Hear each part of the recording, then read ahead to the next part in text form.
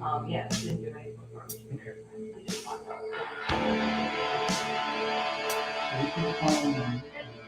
don't know if this is in order. I'm not sure exactly what this is referring to. I think this one at the bottom is, oh my god, that's absolutely ridiculous. They would freak out. That, do you remember when I told you, like, I was always kind of like incorporated kids and stuff? I mean, even if it wasn't like directly like me and him, but just like I was always thinking of cute stuff when I'd see stuff. And I was like, oh my god, little girls would like that. I would show him, and I found this box of Lucky Charms that was unicorn Lucky Charms, Okay. and I thought they were really cute.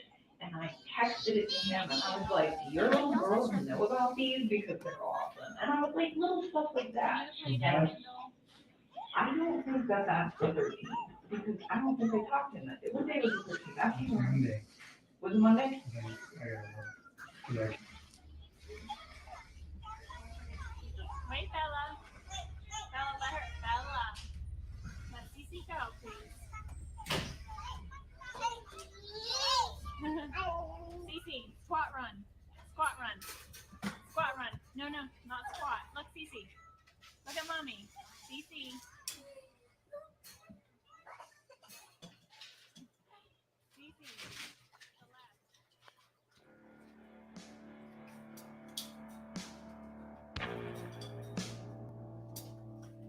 I'm wondering if that's where that came from.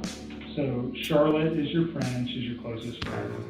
You guys had this conversation, but it never went anywhere besides her. You never mentioned it to Chris.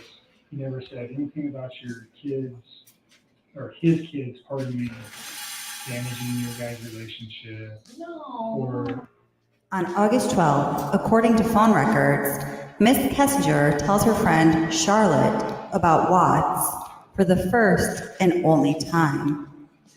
The next day, on August 13th, Chris Watts' family disappears, never to be seen again.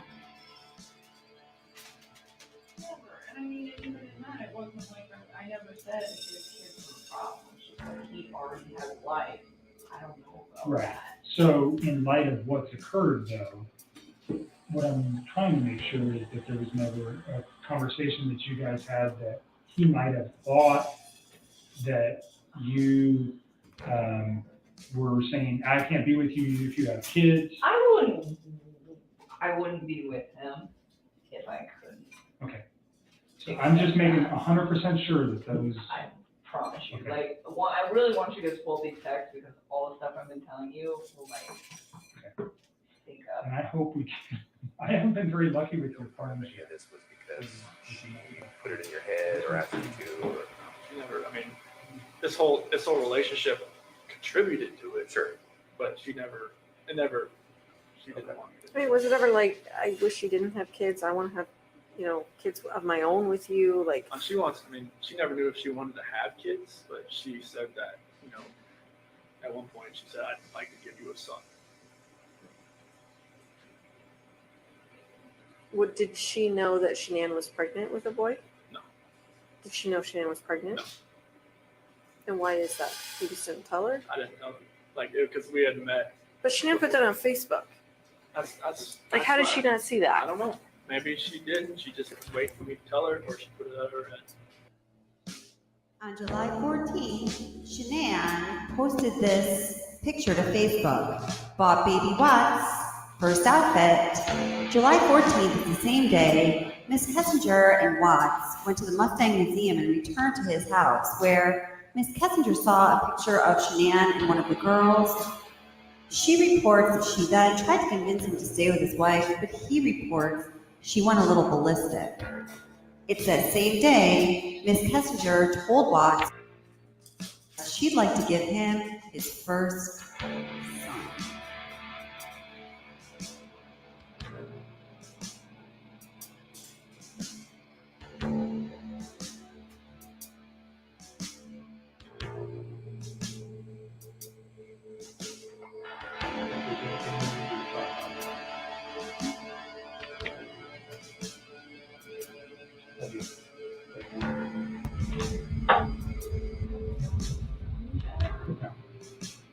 Yeah, some stuff.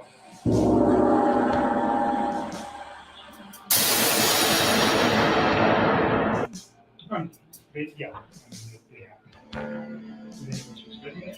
No.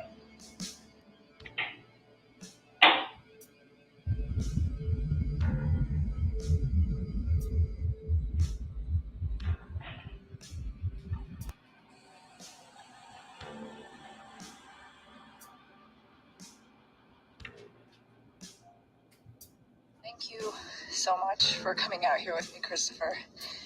I'm having a wonderful time. You mean a lot to me, and I'm glad that you're having a blast.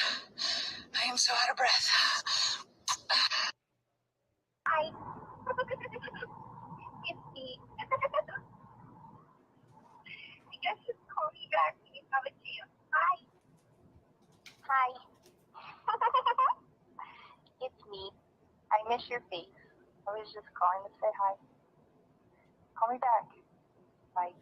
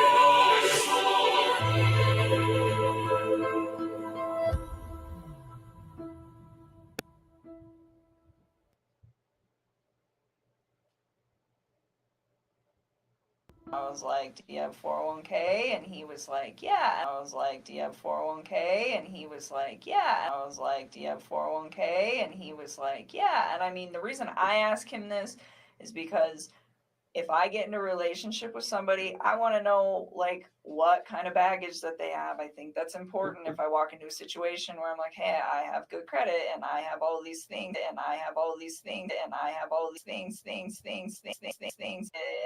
I have all these things that I can't tell you like the exact words of the exact conversation at the exact time and place, because it's like we had a lot of conversations. I mean, we talked every single day. So it's like I'm trying to help you guys with the stuff like the stuff that's more current. I can give you guys a lot more like detail and exact times. But when you're asking me about something that happened 6 weeks ago and exactly what was said, it's like, I mean, I'm sure I can give you a general idea, but to be honest with you, like to pinpoint exact words, it's not going to happen.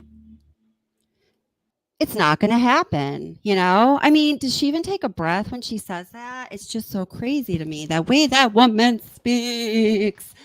Oh my goodness. And I had to read another transcript, with NK speaking. She didn't say like nearly as many times in this phone interview that was partially redacted. The phone interview from August 17th, 2018. So recently we did a live stream, and then I also uploaded separately the redacted portion of her second phone interview with Kevin Kovac from August 21st. So today we're going to look at the one from August 17th, 2018. And I was talking to a Curious Rose earlier. I really don't think that I had heard the redacted portion of this interview, or I had read it before. I just didn't remember. any of the material that it contains. So this should be pretty cool. So Holly S., thank you so much for the super sticker, honey. I really appreciate it. You're such a sweetheart. Thank you so much for supporting the channel. Thank you very, very much. And let me just say hello to a few people here, and then we shall get moving forward. Oh, I just saw John McSmith is here, my friend. Hello, John McSmith. I'm so happy you're here. That's awesome. Hi, Delilah. I like your comment. Delilah says, Nicole Kessinger has a melon head. Oh, she does, though. She has such a melon head. Hi, Mandy. Yes, how are you doing? Welcome. Nice to see you. Hi, Colby317. How are you? Nice to see you as well. Hi, Joan. Thank you for being here. One of our wonderful moderators, Joan Bradley. We just love Joan, and you're wonderful, Joan. Thank you so much. Hi, Stevie. How are you? I played that intro again just for you. I was thinking about a different one, but I thought, one more time for Stevie. We're going to do this one. Let's see. Hi, I'm Miguel. Nice to see you here. Welcome. She says, blah, blah, blah. Yes, Nicole Kessinger does give us a whole lot of blah, blah, blah, doesn't she? Hi, Curious Rose. Welcome, my darling. Let me know if you'd like to come up at any point. And I think she already posted it, but tomorrow evening on a Curious Rose's channel, there's something very special. She's going to have Kathleen Houston, who is the author of Blood and Marriage and also All My Broken Pieces, the story from Chris Watts' mother, Cindy Watts. So Kathleen Houston also wrote some other true crime books based on the Murdaugh murders and another book that gives excerpts about the murders of Nicole Brown Simpson and Natalie Wood and a few other people. Should be really interesting. You guys will have a chance to ask questions, or there will be questions asked. I'm not sure if that window closed, but I'm definitely going to be there and I can't wait. Hi, Amy Walker. How are you doing? Nice to see you here. And I still have to send you that video. I've had so many emails lately. I'm going to try to remember to do it after this. Please go ahead and remind me. Hi, Karen G. How are you doing? Welcome. Nice to see you. And Mel, also glad you're here. Downtown Wonder. Edward Schwenk. How are you doing? Let's see who else is here. Hi, Bluff Creek Studios. How are you doing? Nice to see you. Yeah. You seem to know about the MLM pyramid scheme, Bluff Creek Studio. That's good. I think it's good when people know about this. Hi, Double R. How are you? I know, Double R. I had to do another transcript reading both the Kobach and Kessinger parts. Next time, I'm tagging you to read Kobach. Got it? Okay. Let's see. Who else is here? Hello, Sally Bird. Hi, how are you? Welcome. Welcome to the WhatsApp session, chat, and discussion. Nice to see you here. I'm going to go up just a little more. Hi, Sharon Norris. Always so happy you could be here. Sharon Norris comes to us from the great state of Texas. I believe Corpus Christi area. Is that correct, Sharon Norris? Hi, Kelly Searches Equals Answers. How are you doing? Welcome. Kelly Searches Equals Answers has a channel. Go check it out. The channel name is Kelly Searches Equals Answers. Kelly, did you hear that AD gave you an apology and invited you onto his channel? I don't know if you heard that or not. Did you hear that? Yes or no? Do you want to go on his channel? Maybe you've already taken care of this. If you haven't, I can connect you. Just let me know. I just wanted to make sure you heard that. Hey, Jan L., how are you doing? Welcome. Nice to see you. And I know, why do I never start on time? I know, I'm sorry. Hi, Nilda. I'm so glad that you're here. Welcome, my friend. Hi, Catch Me If You Can. How are you doing? Nice to see you as well. And, okay. Hi, Maltese Cross. Nice to see you. Maltese Cross always has really great questions. Hi, Mary Beth. How are you doing? Welcome. And hi, Tony. Okay, so, you know what? Let's see here. I actually want to upload this straight to YouTube so you guys can get a more clear audio. Hey, A Curious Rose, do you feel like coming on up really quickly and telling everybody about what's going on tomorrow night? I'm going to put the link in chat if you're up for it. And then I'm going to super quickly here upload what is going to be a more clear audio of what we are about to listen to for your listening enjoyment. Let's see. Oh, good. This will take, yes, this will reduce the likelihood of some weird buffering issues too. StreamYard seems to be working better this evening than it had been recently, so that's good. Let's see. Kessinger phone. There we go. Perfect. Let's see if Curious Rose came up. Nope. Okay, give me just 1 second, guys. Get this better version for you.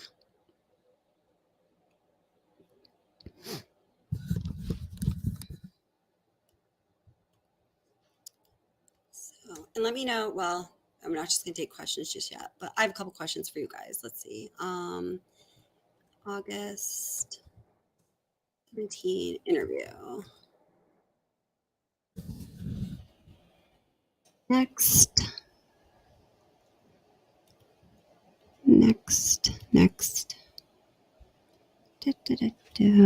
So many questions. YouTube, you have so many questions when uploading a video. Yeah, so I do apologize that I was late. It's kind of unfortunately a little typical, but a friend of mine stopped over who is going through chemo and radiation right now. So I was really surprised to see him. I didn't realize he was well enough to kind of like be out and about. So I didn't want to rush him. I hadn't seen him in a month or so since he started treatment, and he's doing pretty well, I guess. Man, I cannot even imagine what people go through when they go through those treatments. Let's see, next. Whoops. Unlisted. Very good. Okay, so we should have a really good audio version here.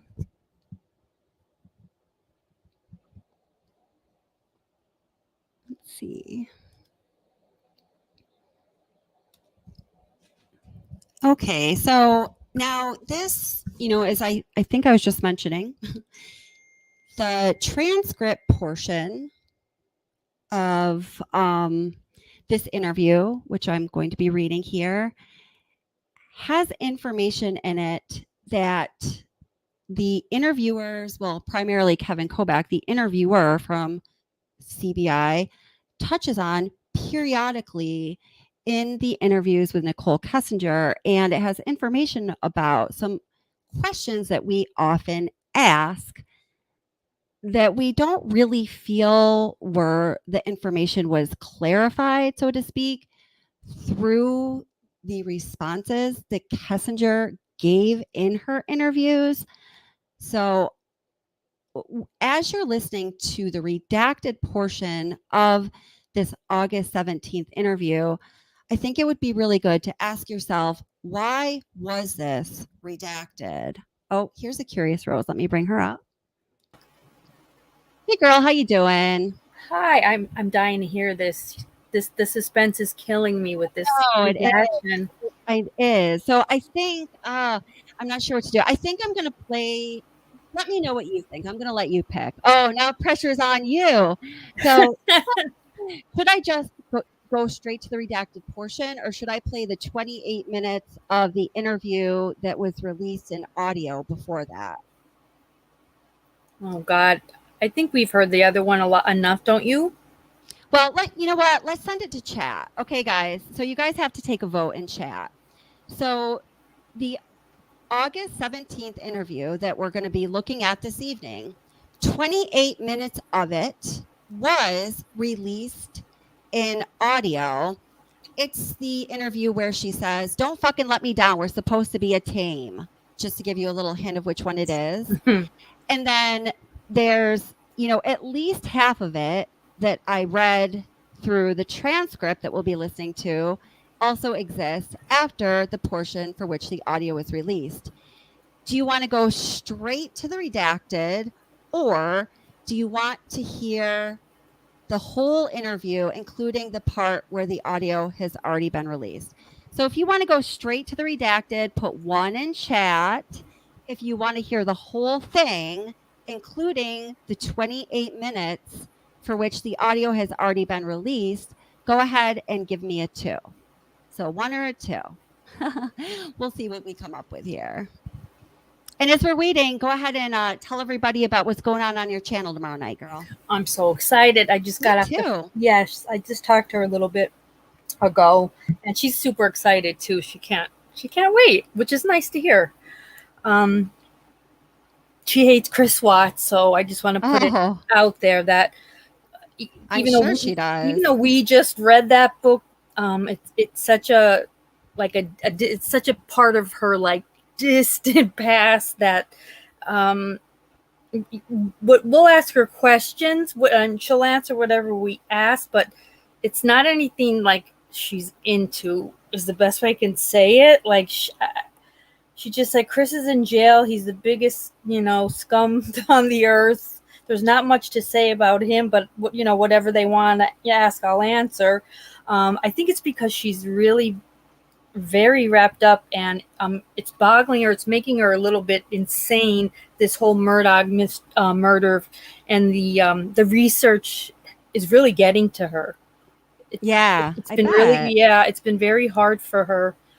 She said because there's a lot of too many. It's all like intertwined and complicated and very depressing. So I don't know the case. I hope everybody else does, because she's really into it and she's excited for that. I'm excited for the Natalie Wood. I had no idea that she traveled all the way to Hawaii and got the owners of the Splendor, who Robert Wagner sold it to. They let her on the boat, and she did a full 6-hour reenactment as part of her research. That's and awesome. She is part of the reason the case was reopened 11 years ago. That's awesome. Don't give any more away. We No, want people I to tune won't. in tomorrow night, but that's awesome. I'm Isn't so it? excited. Yeah, So that's we're gonna, really great. we have a lot to talk about with her. It'll be a great night. Yeah, awesome. Thank you. Awesome. Yeah. Good stuff, girl. Thanks, So- everyone. So definitely be there tomorrow night at Yes. Curious Roses channel at 9 p.m. Yep. Yeah, so awesome. Okay, so it looks like this is what I'm going to do. It looks like the vote says the people want to go just straight to the redacted portion. Mhm. So here's what I'm going to do. We will listen to the redacted portion, and then after that, I will play through. I'll play through the 28 minutes of audio that really would be the first part of this interview. Now, by tomorrow morning, both of these pieces will be uploaded to my channel, as standalone uploads. So you'll be able to check the whole thing out. You would just play one video and then the other. Okay? Sound good, guys? All right. So let me bring up the redacted portion of the August 17th, 2018 phone interview with Nicole Kessinger. So I did read through this and recorded it. So it's about 30 minutes. So in total, the whole interview is about 1 hour, in total. So let me get this up for you guys. And Curious Rose, if you'd like to stay on, I would love for you to stay on. If you do, if you could just mute yourself while the audio is playing, because you know how that goes. Yes. Yes. Awesome. I'll mute right now. Thank you, sweetheart. Huh? She's the best. All right, here we go. Hi, Yarn and Mittens. Awesome. I'm so glad that you're here. I hope you got my text. Yarn and Mittens, I would love to talk to you, and thank you so much for being so awesome about, the information we discussed. Definitely call me on Sunday when you're available. I should be available most of Sunday, so we'll get that done. I look forward to talking with you.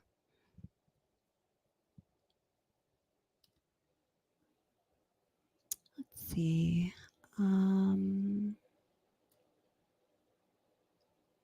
Yeah, I think this is it here. Let's see.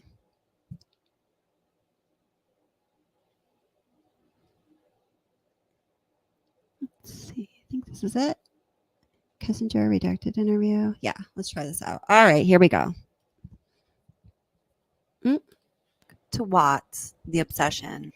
This is the second of the phone interview with Chris Watts' former mistress, Nicole Kessinger's redacted files. As I went over in the previous video, there were 5 interviews with Nicole Kessinger and CBI's agent Kevin Kobach in total. 2 of those interviews were phone interviews. For the 2 interviews on August 17th, 2018 and August 21st. Oh, wait a minute. Hold on. I just want to say, Yarn and Mittens, thank you for telling people to not comment in caps. So that's often seen as just being yelling or aggression or something. So Double R Yarn Mittens is one of our wonderful moderators. So, you know, she's making that request because I've asked for people to make that request. So thank you guys. Thank you, Yarn Mittens. And thank you for being here, Double R. We all get it. 2018. The audio at some point mysteriously cuts off.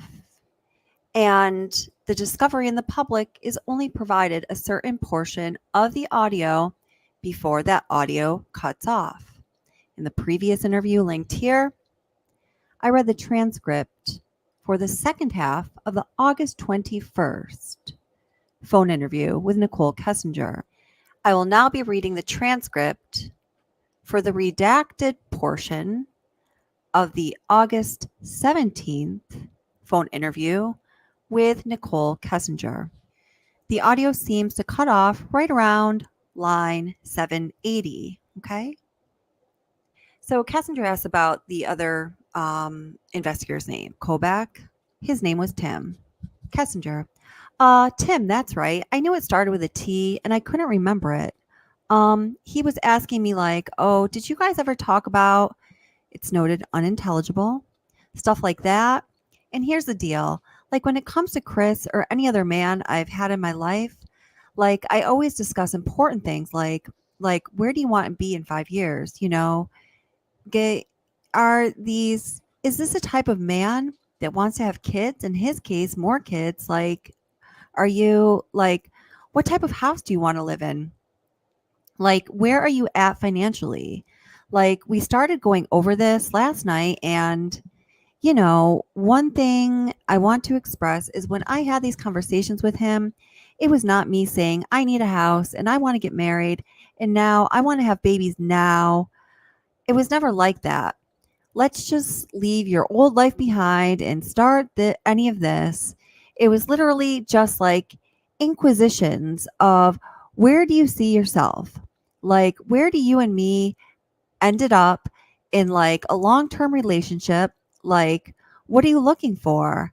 And for me, it's not because I'm trying to rush into a relationship.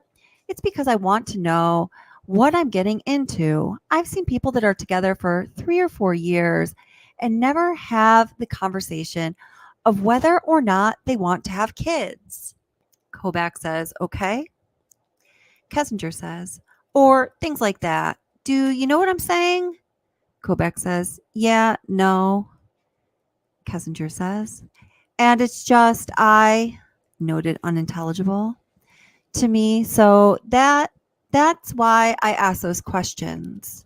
So I just want to address this very quickly. So Stevie asks, am I imagining this or did this information at some time exist not only in transcript? Or is this the only format this has ever been released in? So this is the only format this portion of the interview has ever been released in. It's only existed ever in transcript form. Now, I'm just imagining that you might be a little confused as to whether you had heard it before or not, because as we've observed in the past, Nicole Kessinger is very scripted in her answers in her interviews. So from one interview to the next, and there's 5 interviews in total, she will say the same thing using the same language time and time again, along with, of course, some additional new information. But her script is always read through, so to speak, every time she interviews. So I just wanted to clarify that for you. Kobach and Ma, no, it makes sense. Kessinger. But it was like never, it makes sense to me. I understand. I kind of get a picture of who you are. You're very organized. You're very thoughtful. You, like I said, you seem very intelligent and you make some decisions based on fact. And so you're inquiring if these people have their life together. So I understand why you're asking those questions. It makes sense for me.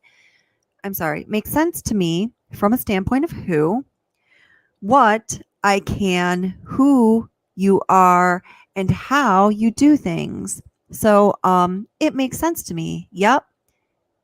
Kessinger. Okay, I hope he didn't like misinterpret any of that, but I always really tried to tell this man like, hey, we need to take this slow. So I don't know. He never seemed like he really wanted to take it that slow. I think he was like in fifth gear like the entire time, and it was me that was trying to tell him like, hey, you don't need to be like that. And shame on me. I think if I'm in a relationship with somebody who's like trying to move a lot faster than me, then maybe it's up to me to hit the brakes. Because, like, honestly, he was so kind to me that I just had a really hard time being like, why am I going to push him away? Kobach says, sure. Kessinger says, and so I didn't. And it is what it is. Kobach says, well, I can see your, Kessinger says, Kobach says, in the cards that you provided yesterday, I looked at them this morning. I think the earliest one was dated on your birthday, and he was quite enthralled with you at that time. And you guys hadn't even been dating about a month by your account. So, just going to break off that for a minute. I just want to clarify for you guys that Kobach is referring to some Hallmark, like greeting cards, birthday cards, like cards you give people for things that happen in their life that Chris Watts had given to her. So he's saying the first one was from your birthday. So we know that Nicole Kessinger's birthday was July 3rd. So now remember, according to both Miss Kessinger and Chris Watts, their relationship began, or they started talking sometime in June, and they didn't start dating until Shanann went to North Carolina. Shanann went to North Carolina on June 26th. And Kobach's referring to some cards that Chris Watts gave her. The first one was on Kessinger's birthday, which was just a week later. So all of this timing is very suspect. And if their timing is accurate, the way their relationship began was like fast and furious to a degree that, is hard for me to even believe exists. But that's all that we know. Hi, Anaphylaxis. How are you doing? Glad that you're here. Kessinger says, oh, I think we probably had sex, maybe like twice at that point. Kobach says, right. And you started dating in June. Kessinger says, it was super early. Kobach says, right. You guys started dating in June, so you're having sex 2 times by the time he sends you that card. And the next one is like July 30th, if I recall. And I mean, he's basically telling you he's infatuated with you. And then he handwrites a note that says, you're his life. Is the way I kind of read that. So, I mean, he was very, I can see what you mean by him moving very quickly. So, Rose, what do you think Kobach is doing here? Do you think that he is really questioning Kessinger about their reported timeline, or do you think he's really surprised at how quickly this relationship seemed to be progressing? I thought he was more like in shock at how like the progression within weeks. Yeah, because it really is like it's excessive. It's it's not normal. And if things were moving as quick as they were in his mind, he probably was thinking she wouldn't have thought twice to out his wife and kids. Yeah, no, possibly. We're dealing with someone here who within weeks she's Googling the wedding gowns. They say they love each other. I think he was surprised with the progression of it. I think so too. Yeah. So J. Michelle R. and hi J. Michelle, welcome by the way, says, I'm going there. She's a Cancer. Make your own malignant joke here. But we're usually jealous, unsure of themselves, and fast romantically. So that's very interesting, J. Michelle R. We were just talking about, zodiac signs on this channel recently, and that is kind of interesting. Thank you for adding that here. I'm going to keep playing this. That, Kessinger says, yes, I mean, Kobach says, that's obviously just in those cards you provided. Kessinger says, yes, and even then, like when I read these, I'm like, it was a little much for me. And I was like, damn, like if he even gave me 2 of them on one day, and I was just like, it was a lot, but at the same time, it wasn't really like a red flag. Like, I don't know. I've dated a lot of douchebags in my life. So having a guy that like wants to get me cards and roses and I mean flowers and stuff, I'm like, maybe I'll just like roll with this and see what happens. Like it was very different than anything I had ever had, but it wasn't uncomfortable. Like it was more respectful than anything I've ever had. So it didn't really register to me that, hey, this might be a problem. Like it's usually the people that treat you really bad when you're like, hey, this is an issue. So it didn't click, and now I'm looking back and I'm like, whoa, like I don't even think that this guy necessarily was really in love with me. I think this guy was lusting over me a lot. Kobach says. Right. I think that's a fair assessment. So let's move on from that. There's a couple questions I didn't ask yesterday, and they're very specific. You mentioned, you guys, obviously you're into fitness, and so did you guys go to the same gym? No.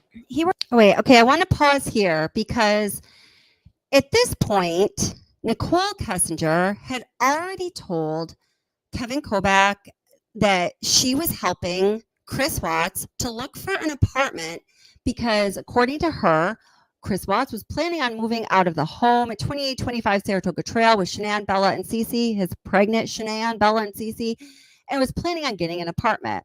So this phone interview happens the day after the August 16th interview, that 3-hour interview, the one for which the video was just released this spring.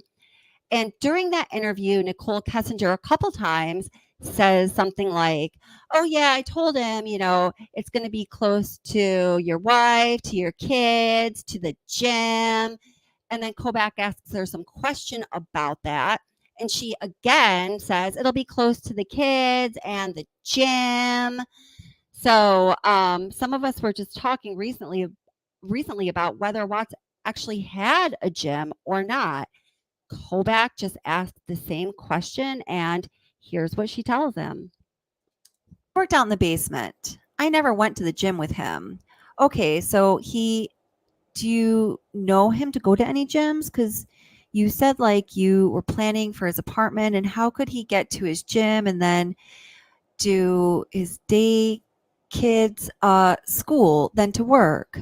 Kessinger says, well, yeah, I was trying to get because he was gonna have to go to a gym if he had an apartment because he's not going to be able to set up all that gym equipment in the apartment. Kobach says, okay, so Kessinger says, so right now, Kobach says, you know him. Kessinger says, he works out of his house. Kobach says, okay. Kessinger says, but if he were to move, just because he's downsizing so much, I don't think he has that capability. I mean, I would love to have a gym in my apartment. That would be nice, but I just didn't think he had the capability. So that's why I brought it up. Like, because we were even discussing, like, what gym do you want to go to? He was like, well, there's an Anytime Fitness over there. And I was like, well, it's close. It's open 24/7 and it's big.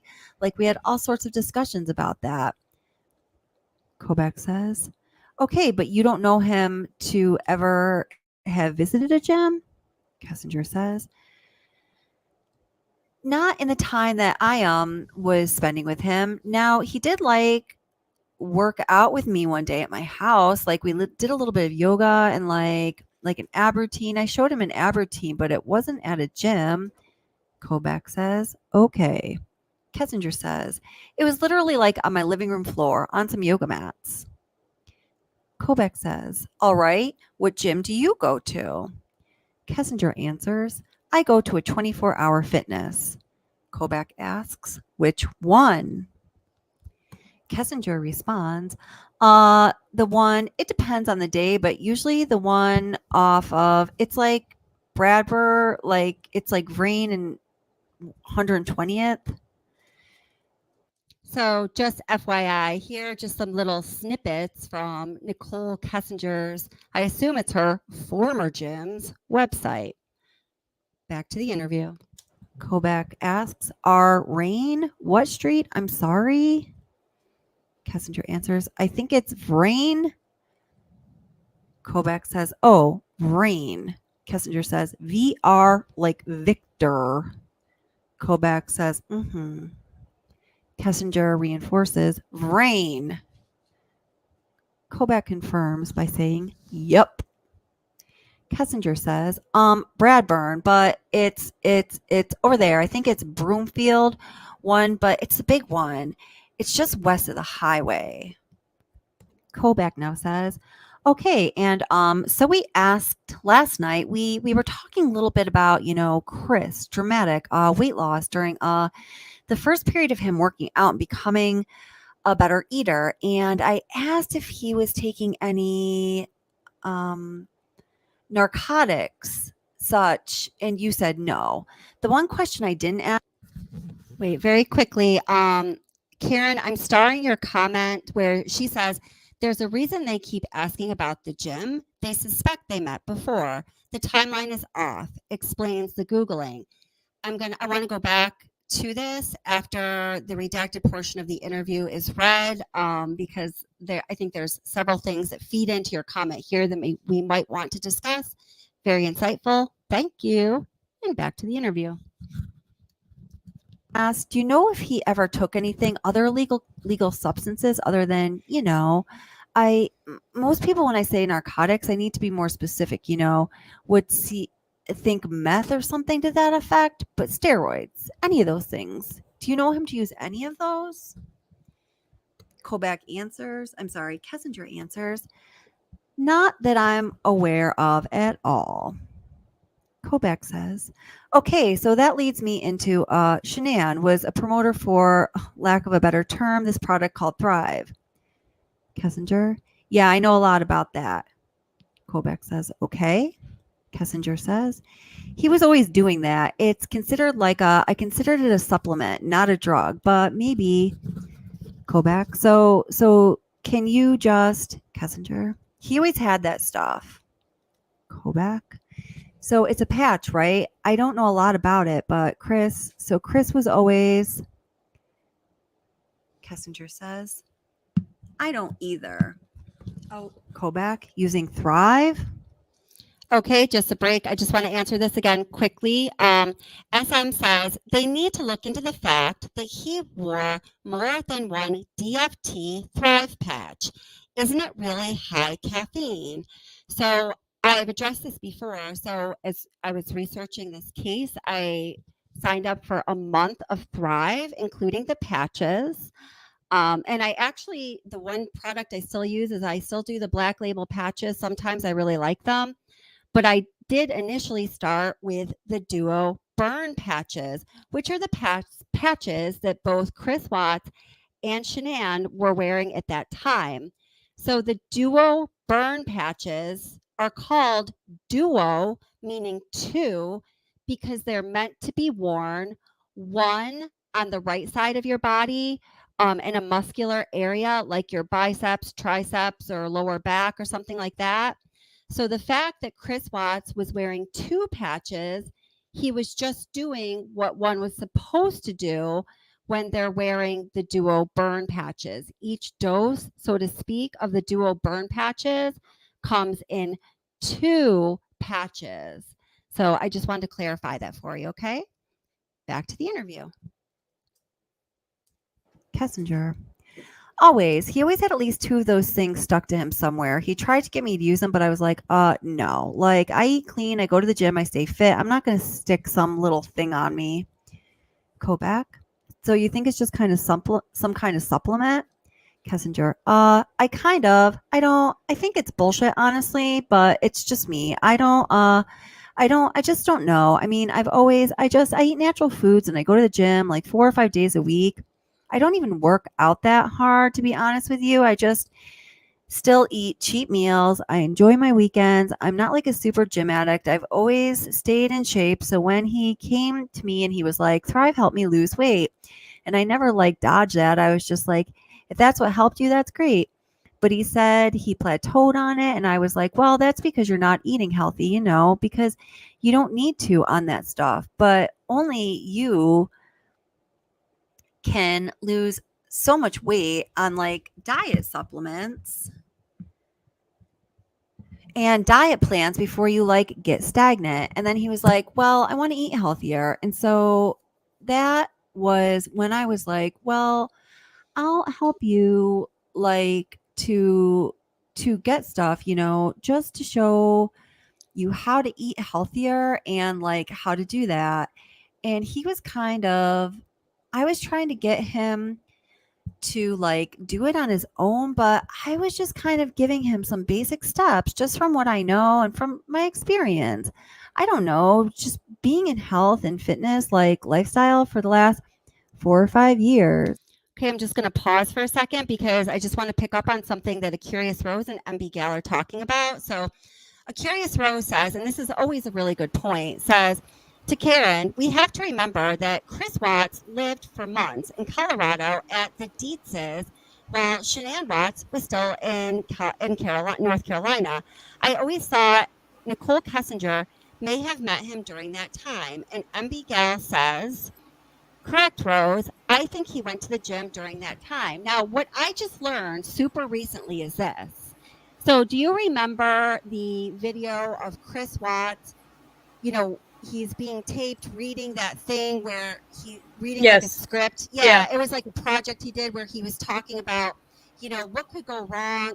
That was his motivation. She made him take a motivational Yeah. So he was reading, it was relationship deterioration and repair was the theme of it. So I just learned this really recently. I don't know if people knew this, but at that time, Chris Watts was in Colorado. He was living with the Dietz's. That was the family that Shanann had babysat for. He was living in their basement.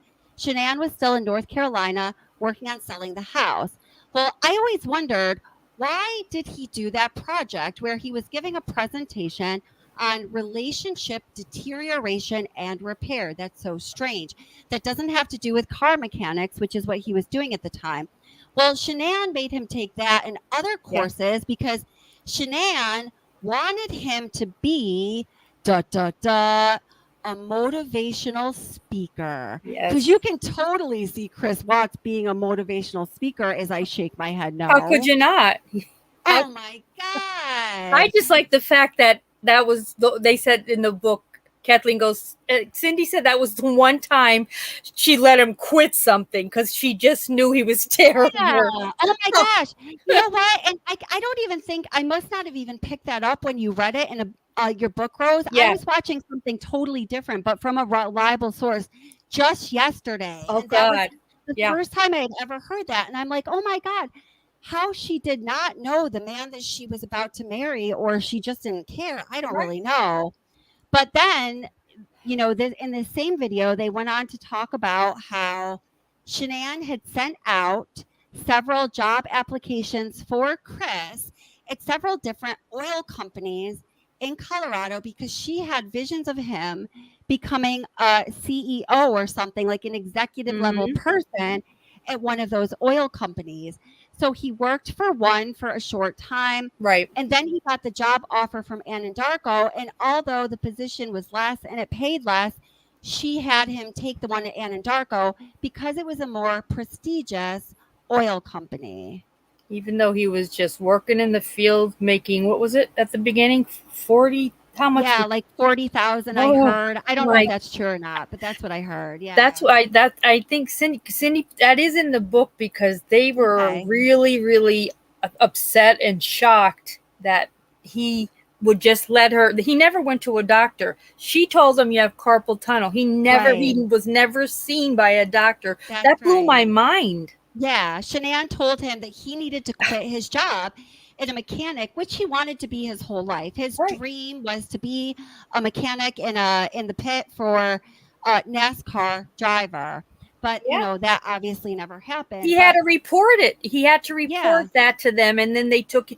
Unfortunately, he was then taken immediately off the list. That's horrible. Yeah, and he loved what he did. Yes. And he was, by all accounts, he was making about $80,000, or I heard $87,000. No, I read it in their financial reports. Right. The last year he was a mechanic, he made $87,000 plus change that year. So when he switched over into the oil fields, because Shanann wanted him to become an executive in the oil company, he took a $47,000 pay cut. It's unbelievable. It's truly insane.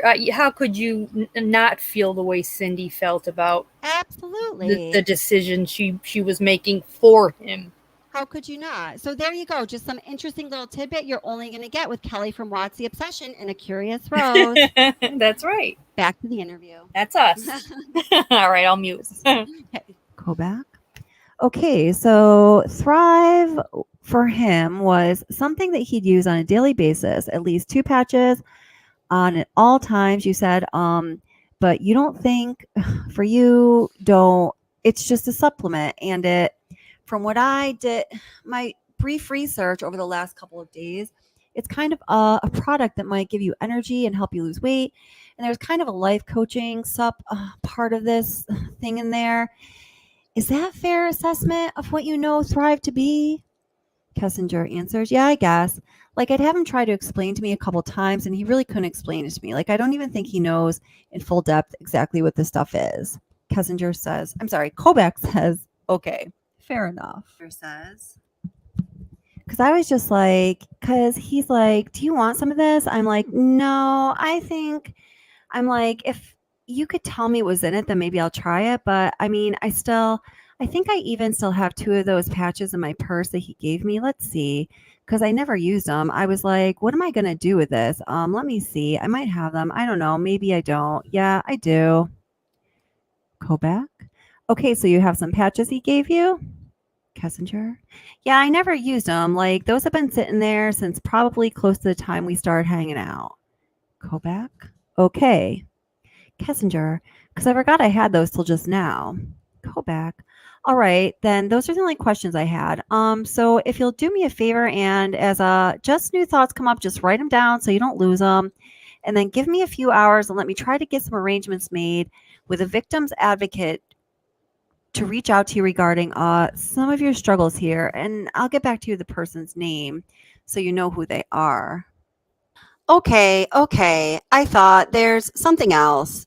See, now I remember these things that I was going to tell you today. Kessinger. Okay, I thought there's something else. See, now I'm remembering these things that I was going to tell you today. Kobach. Okay. Kessinger. So, you and Mark both asked me this question. So Saturday when he and I went out to dinner, you guys both asked me, you said, so he came to pick you up. So I'm like, is this a trick question? No, he didn't come pick me up.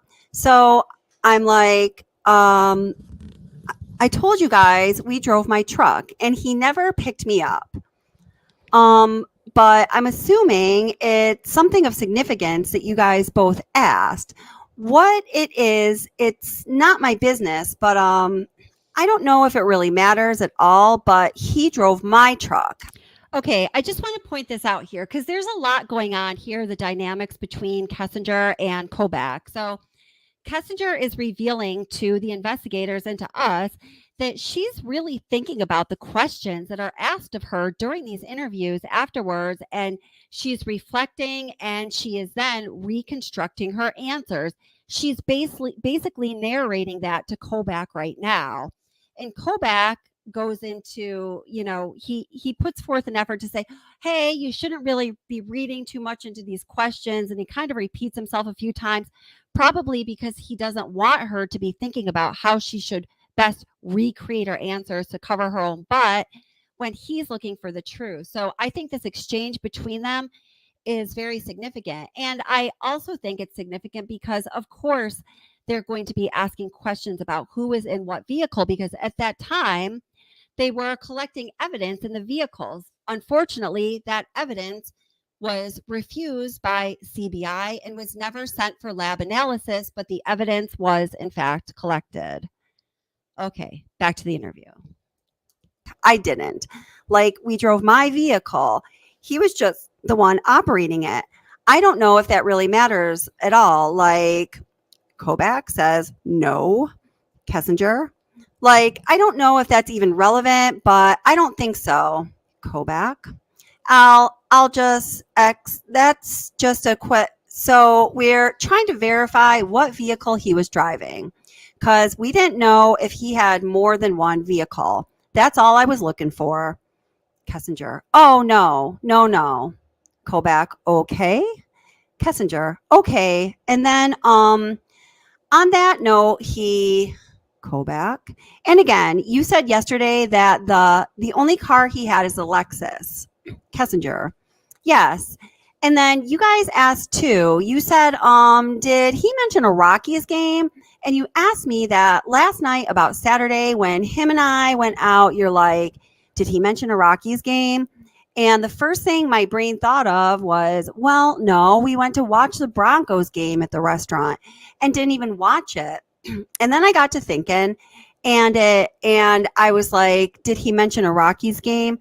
He told me the babysitter was watching the kids on Saturday night because he was going to a Rockies game. Kobach. Okay, do you know why he lied to her? Kessinger. Probably because nobody knows about us. Kobach. Okay, all right, that makes sense, because we had heard you that he had gone to a Rockies game, so that's why when we found out about you, what we were suspicious about him having a girlfriend. So those were the lines of questions, and don't read too much into the questions, because the questions I have for you might not mean anything, or they might mean a lot. So they're more sometimes just to tie pieces together and tie time frames together to answer other questions that we don't have answers to. So don't dwell into things too much, like, if he drove your truck or not. If we ask you something, just be truthful and give the response, and then don't dwell on what we're asking for, because it's just going to drive you mad. Kessinger. Yeah, I know. I promised myself. I read the news this morning. I found out where they found those little girls. It's so disgusting. That's so scary. And then I promised myself after that, I was like, I'm not going to read the news for the rest of the day. And I've been in a much better mood. So Kobach says, there you go. Kessinger. I just have to pause to say, don't you love it how she always manages to turn it around about herself? Kobach was saying to her, don't read too much into these things. You can't get all obsessed with it. Don't read too much into it. She's like, oh, yeah, I know. I promised myself that I wouldn't read the news anymore, and I didn't today.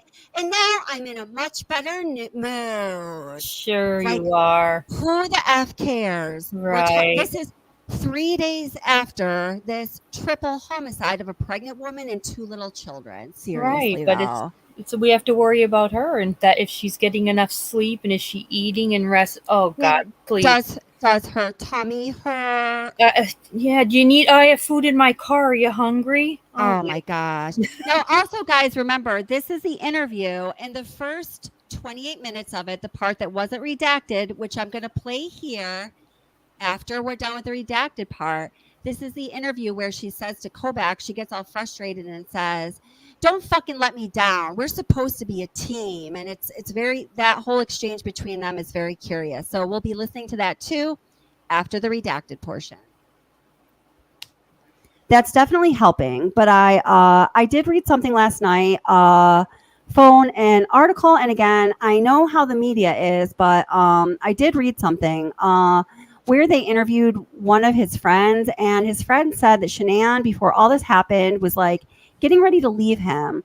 and that she was suspecting infidelity with him, and that she had told her friend that, and it was just like made my stomach sink, because I was like praying, like, I really, really, really hope that whatever conversation they had that night that like sparked all of this, that of this shit was not about me. Kobach says, right, okay, again, I don't think we ever, I told you, I don't think that there's an answer for any of those questions right now. I think there's a multitude of reasons why these things happened, and trying to pinpoint or put a finger on why this happened or blaming yourself is not really going to do you any good. Just like yesterday, you were concerned that you should have called the police on Monday, and you really didn't have. With your assessment of going on there would be no reason for you to. Now, the other people, like I said yesterday, they had more information than you did. And they took a step that you didn't just because of that information. And the same thing goes for this. So don't beat yourself up over what has occurred. I mean, this is out of your control. You didn't do anything to this woman and or her children. Unfortunate for you that you're tied into this, but it's not your doing. So don't beat yourself up too much about it.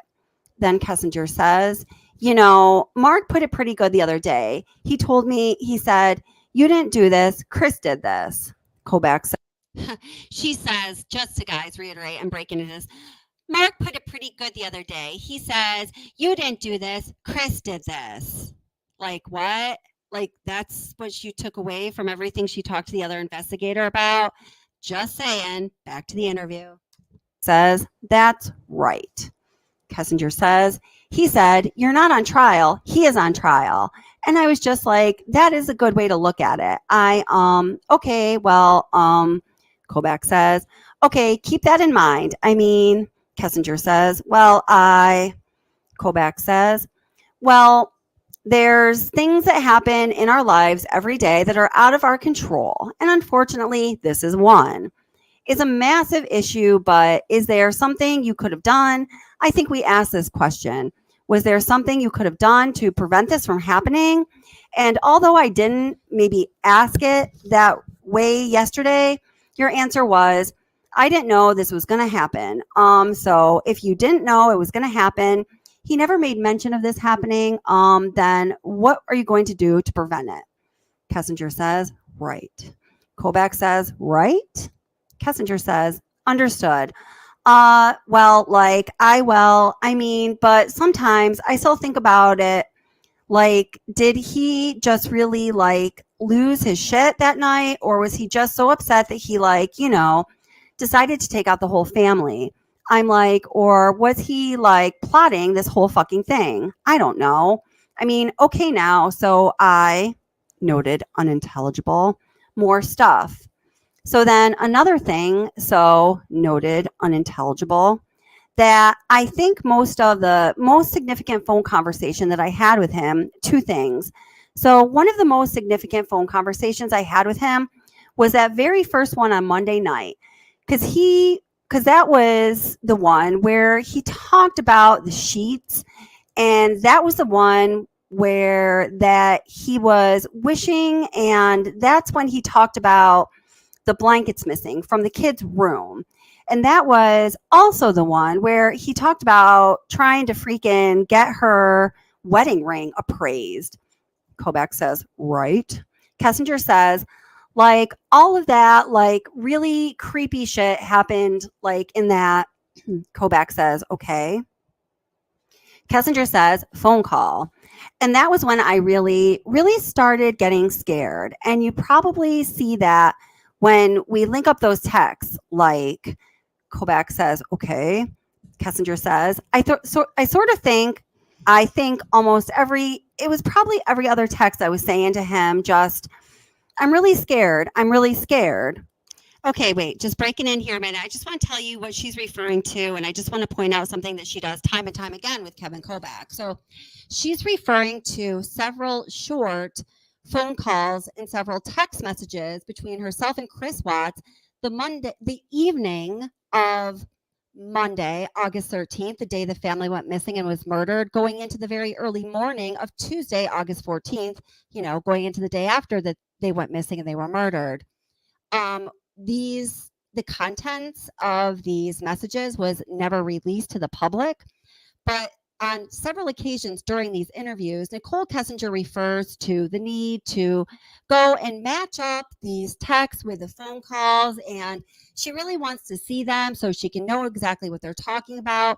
To me, and I don't know what you guys think, she seems desperate to get her eyeballs on the content of the messages that law enforcement has, because at this point, she truly does not know what has been recovered and what has not. And I think this makes her very, very nervous. What do you think, Rose? I love when she gets nervous, and yes, absolutely agree. Yes, I do too. Oh boy. So, all right, on with the interview. Kobach says, right. Kessinger says, and I think that was when I was just like, okay, I'm creeped out. And then like Tuesday, nothing gotten better. And then I found out he was lying to me. And I already kind of creeped out from the night before. And I was like, okay, and I didn't even realize it until you guys were like, try to just think back on some of that.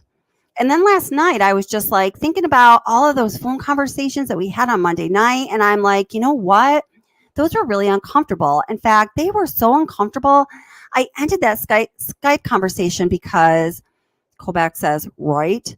Kessinger says, it made me so uncomfortable. Kobach says, okay, well, hand tight. Let me go make some phone calls and try to get things in order for somebody to call you. And again, write down any thoughts that you have that are relative. The information you provided today is very important, and I thank you for reaching out and providing it to me. Kessinger says, okay. Kobach says, okay. Kessinger says, I will do that. Can I call you back pretty soon though? Because Kobach says, yeah, I'm gonna jump on. Kessinger says, need to get on a roll with this like Anadarko thing. Kobach says, yep. I'm gonna walk out of the office and I'm in right now and go talk to the people who handle that and see if we can get somebody in touch with you sooner rather than later. Kessinger says, thank you. Kobach says, all right. Kessinger says, should I wait? Should I wait to talk to my boss before I talk to them? Or noted as unintelligible. Kobach says, you might want to talk to them first. It's a decision that you need to make, but I think they're going to be more interested in your personal health, and that certainly revolves into your personal and professional life. So you might just give them a minute to talk to you, and then that might help you make a decision on what you want to do. Kessinger says, I think that sounds great. I appreciate you taking the time to do this. I know I have 5 things I wanted to say to you, and I can only remember like 4 of them, so I might text or call you. Kobach says, perfect. Kessinger says, or something later and let you know. Kobach says, would. Kessinger says, if I think of something. Kobach says, yep. Kessinger says, but I think I got the big ones out of the way on that. Kobach says, okay, it's best to text me because I didn't mention this is the beginning, but you probably know anytime we talk, I record it, especially regarding the information that we are just discussed. So if you text me and then I can move into a quiet area so I can run a recorder. That way, both what you say to me is, I don't misrepresent what you say. It's coming out of your mouth, and that's why it's recorded. Okay. Kessinger said, is this going to be one of those things where if it goes to trial, they'll ask, like, hold me accountable for every single little itty bitty word? Because sometimes Kobach says, I told you last night, just remember.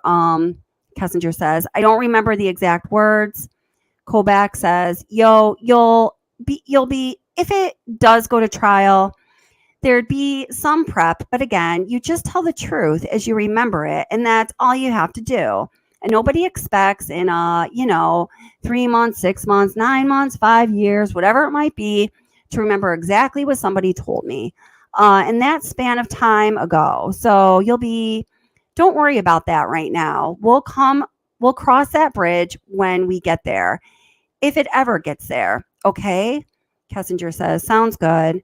Kobach says, all right, take care, and I'll either I will call you and give you the name of the person who's going to reach out to you. Kessinger says, can you do that? Because I have at this point forward, Mark was just like, if you don't know if media is going to call or anybody, Kobach says, yup. Kessinger says, I'd make people leave a voicemail, and Kobach says, sure. Kessinger says, just don't answer them. Noted as unintelligible. Kobach says, I will call you and tell you their names, their phone number, and they're calling from, so you'll be confident in who they are. Kessinger says, thank you. Kobach says, all right, Nikki, thanks. Nicole says, have a good one. Kobach says, you too. Bye-bye. Kessinger says, bye. Kobach says, this is 11:41. I'm going to stop the recording. Note, the transcript has been reviewed with the audio recording submitted, and it is an accurate transcription. Signed, Agent Kevin Kobach, 090718, with a signature. All right, so there we have it. So that is the redacted portion of the August 17th interview with Nicole Kessinger. Now, I'm kind of thinking that maybe we should go right into the first 28 minutes that was not redacted for those people that want to kind of compare the two parts, because I personally believe that the most important question we can ask here is, why was that portion redacted? So you know what? I think that's what we're going to do, because I just feel a very strong impulse to do that. So if anyone wants to stop along the way at any certain point, please just let me know, and we'll absolutely do that. Okay? Let's see. Yeah, here it is. Okay.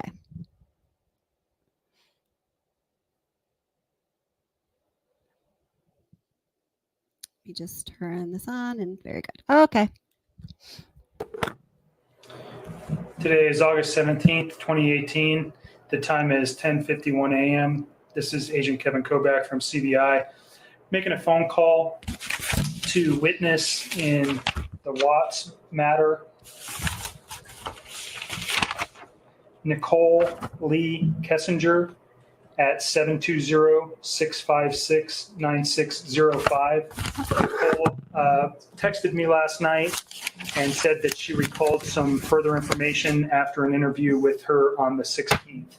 So the phone call will be to update whatever information she wants to provide and address a couple other issues that were not addressed during the initial interview.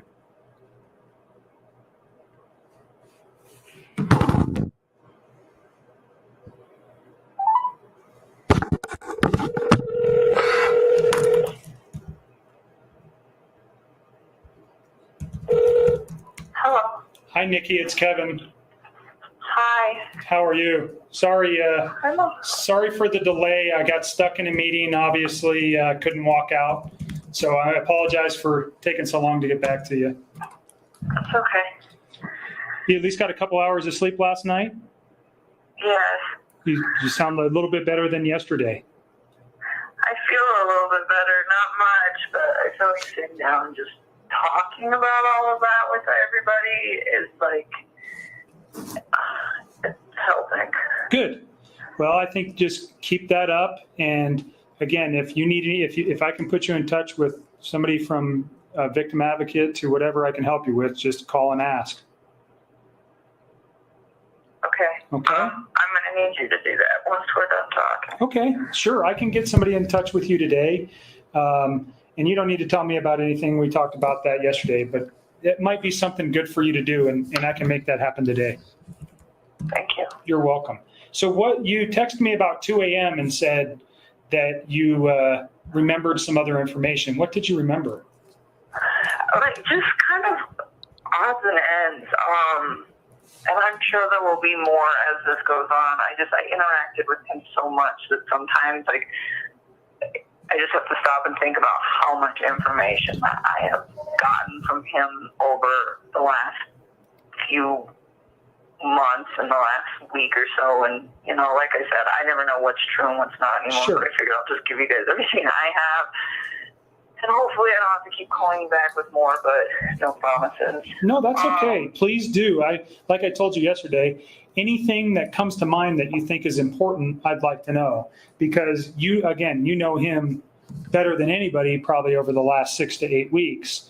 So that's anything that he said to you or anything that stands out to you as you're reflecting on all this kind of mess here is important for me to know. Understood. Couple things. So one, I went back and I tried to find whatever text you were talking about between my friend Charlotte and me with the eHarmony thing, and I don't know what you're talking about. Okay. Her and I text so much, so. Okay, I just need to stop here to point this out. So Nicole Kessinger starts out their interview with saying, I was trying to figure out what you were talking about with that eHarmony thing that you mentioned about, text between myself and my friend Charlotte Nelson.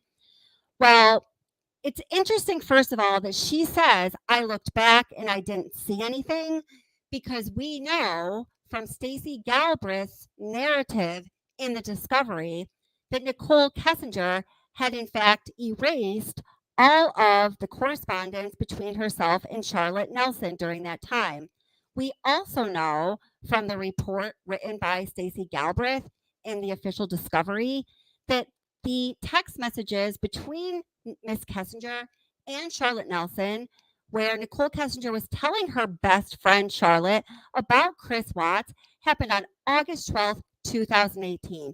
You know what August 12th, 2018 is? It's the day before his family went missing, the day before his family was murdered. Interesting, isn't it? So, if you find it and you show it to me, let me know. But it's just I was on that site, but it was never, worth a damn for me. So it wasn't really something that I ever, discussed with her. However, when I was going back through there, I did realize that I had, offhandedly mentioned to her a little bit about Chris. I didn't tell her that I was, how deep the rabbit hole went on that, I guess you could say, but it was kind of vague, and she was asking a lot of questions at that point, but it was just oh, you know what? I did say something to her. You guys, I think I just looked at the messages, and there was some little bit of conversation regarding, he's got kids. There was some conversations about some sexual related stuff, and that was about it. Does that sound right?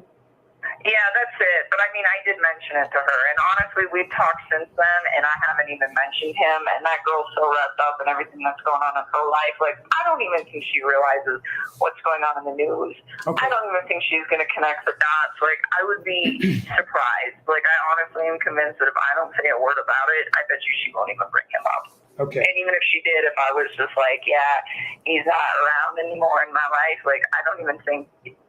I'm not concerned about her. Okay. And the only concern I had there is there seemed like there was some conversation about a boyfriend, and it doesn't seem like, so you were actually talking to her about Chris, not a boyfriend. I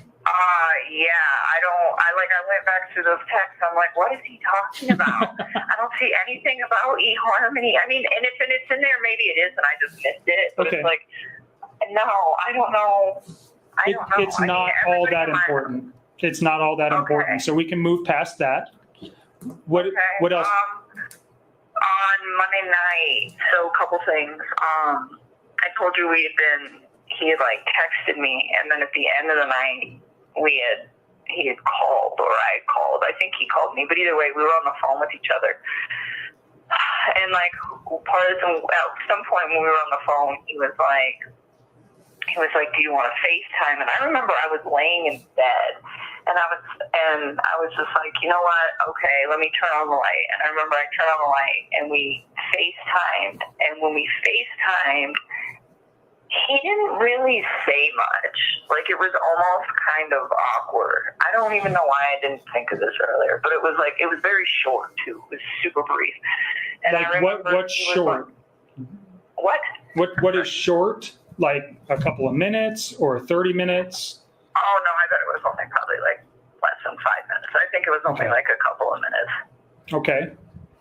And I think we were like talking a little bit, but he was laying down on a mattress that didn't have any sheets on it. And I was like, okay. So I was thinking like, well, maybe he's in bed. I don't know what's up. But I remember asking him like, where's your sheets, you know? And he's like, oh, I washed them. And then this is the part I don't remember if this sentence right here came in this FaceTime conversation or if it came in a phone conversation prior to the FaceTime conversation, but regardless, this next sentence came on Monday night, and I'm so sorry that I cannot always remember chronological every little detail. That's okay. It's understandable. There's so much. But I remember he was saying that he was cleaning the house to try to keep busy, to take his mind off of things. And this was on the phone. And it was kind of late when he was doing it. And I didn't honestly think that much about it originally because that man is always cleaning. He's a very, very organized, meticulous, clean individual. He's the type of guy that will vacuum his whole house one week, and if there's rooms that don't get used, he'd vacuum again the next week just because it's part of his routine. Okay. So the fact that he's cleaning to kill time and he take his mind off things did not seem like a super red flag to me. Because I was like, okay, well, that's what he does. He just on his days off, he organizes his basement or he cleans his garage. It's what he does. Okay. And so anyways, so that didn't seem at all the norm for me. But something that just kind of dawned on me last night as he made the comment directly after that. He said, I had to wash the kids' sheets. He was like, they smelled. And I was thinking about that last night, and I'm like, this man keeps that house so clean. That's the cleanest house I've ever seen. And I'm like, this man keeps that house so clean. Why would his kids' sheets smell bad? So that's a question that I've always, wondered, what is the answer to? And I'm sure that the answer is not something pretty that anyone really enjoys talking about, but I just believe, given the way that she's telling Kobach this and just the tone of her voice and how it doesn't seem that her language or her voice is affected in any way. I believe this to be true. So I just always wonder, why is that? I had to wash the kids' sheets smelled. I don't know. Oh, Nilda says she's mentioning the sheets too much. Yeah. I always kind of looked at it like this. And of course, I'm just speculating. I could be totally wrong that this was something real that happened that they conversed about. So, the few things that were real that she had to talk about to give to law enforcement that might possibly be helpful, she just used them to the point of exhaustion. But I could be wrong. I don't know. Yeah. Yeah, Tony says, I don't think that NK likes women and she likes to play men. 100%. Ding, ding, ding, ding, ding, ding. Yes. Yeah, so let's see. Joan Bradley says, also, NK picked the day before the murders to tell her best friend. Yeah, that's what you're just making a point about. And I don't think we can make a point about that enough. I think that is just such a critically important thing that happened. Autumn Renee asks, does she know at this point about the sheets being involved? I would imagine no. Remember, this interview is from August 17th.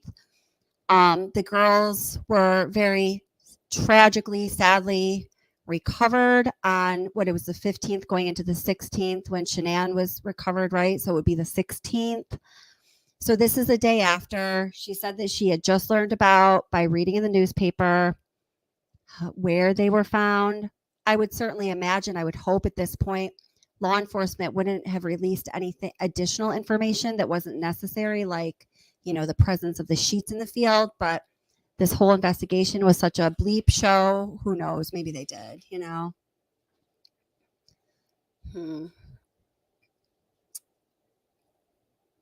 So let's see.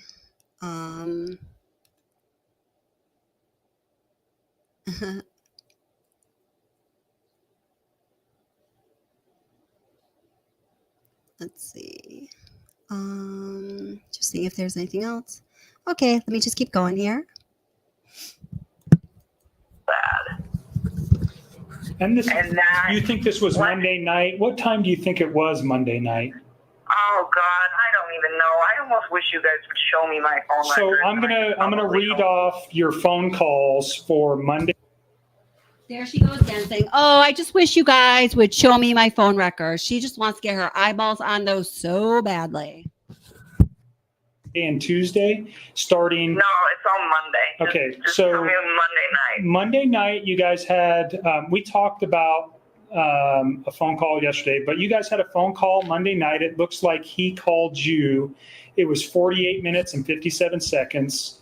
It was at 9:48 p.m. that he called you. So that would take us to about 10:35. And then there's another call on Monday. It's for 51 minutes and 25 seconds. It looks like, I'm not sure looking at this who called who, but it looks like you called him. And that was at 11:09 p.m. That lasted 51 minutes. So that takes us to midnight.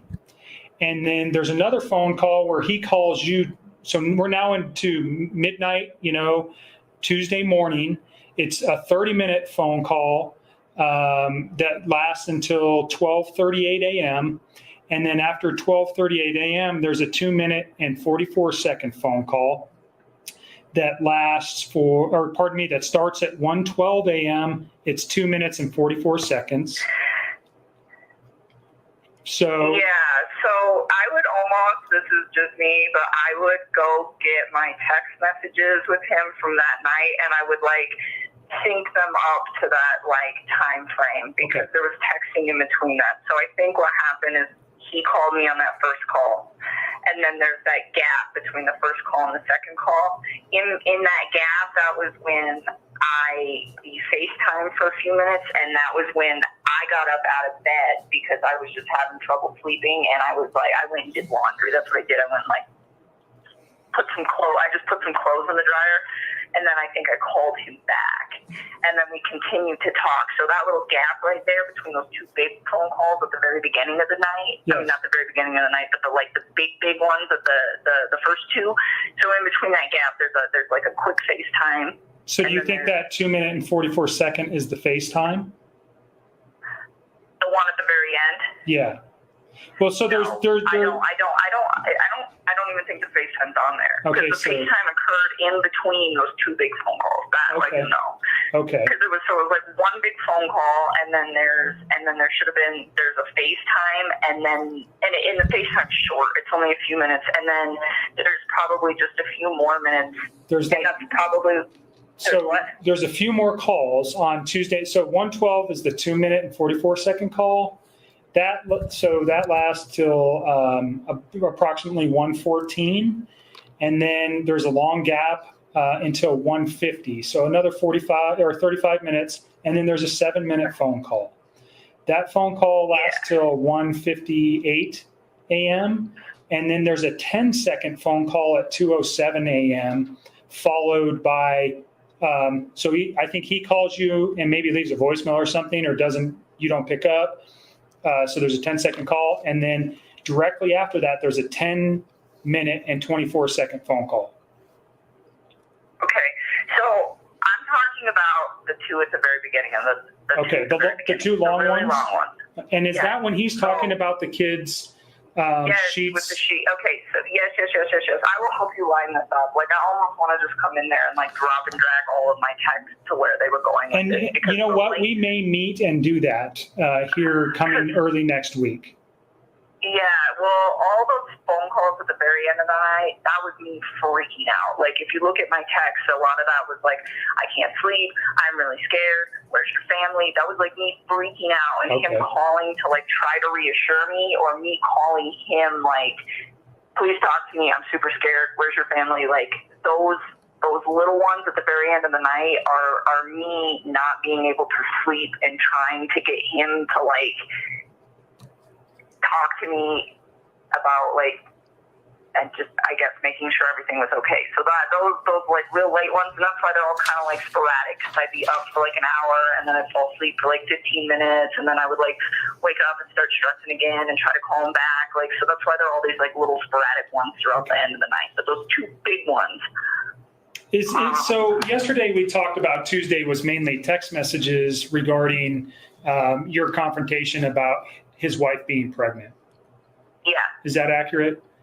It is, and I mean, I guess those phone calls were on Tuesday morning, but for me, it was still Monday night. So when I was talking to you guys last night, that's how I referred to it, because I hadn't like gone to bed yet. Okay. You know what I'm saying? Yep. No, that makes sense to me. Okay. So I guess those technically were on Tuesday, but according to my daily sleep schedule, that was still my Monday night.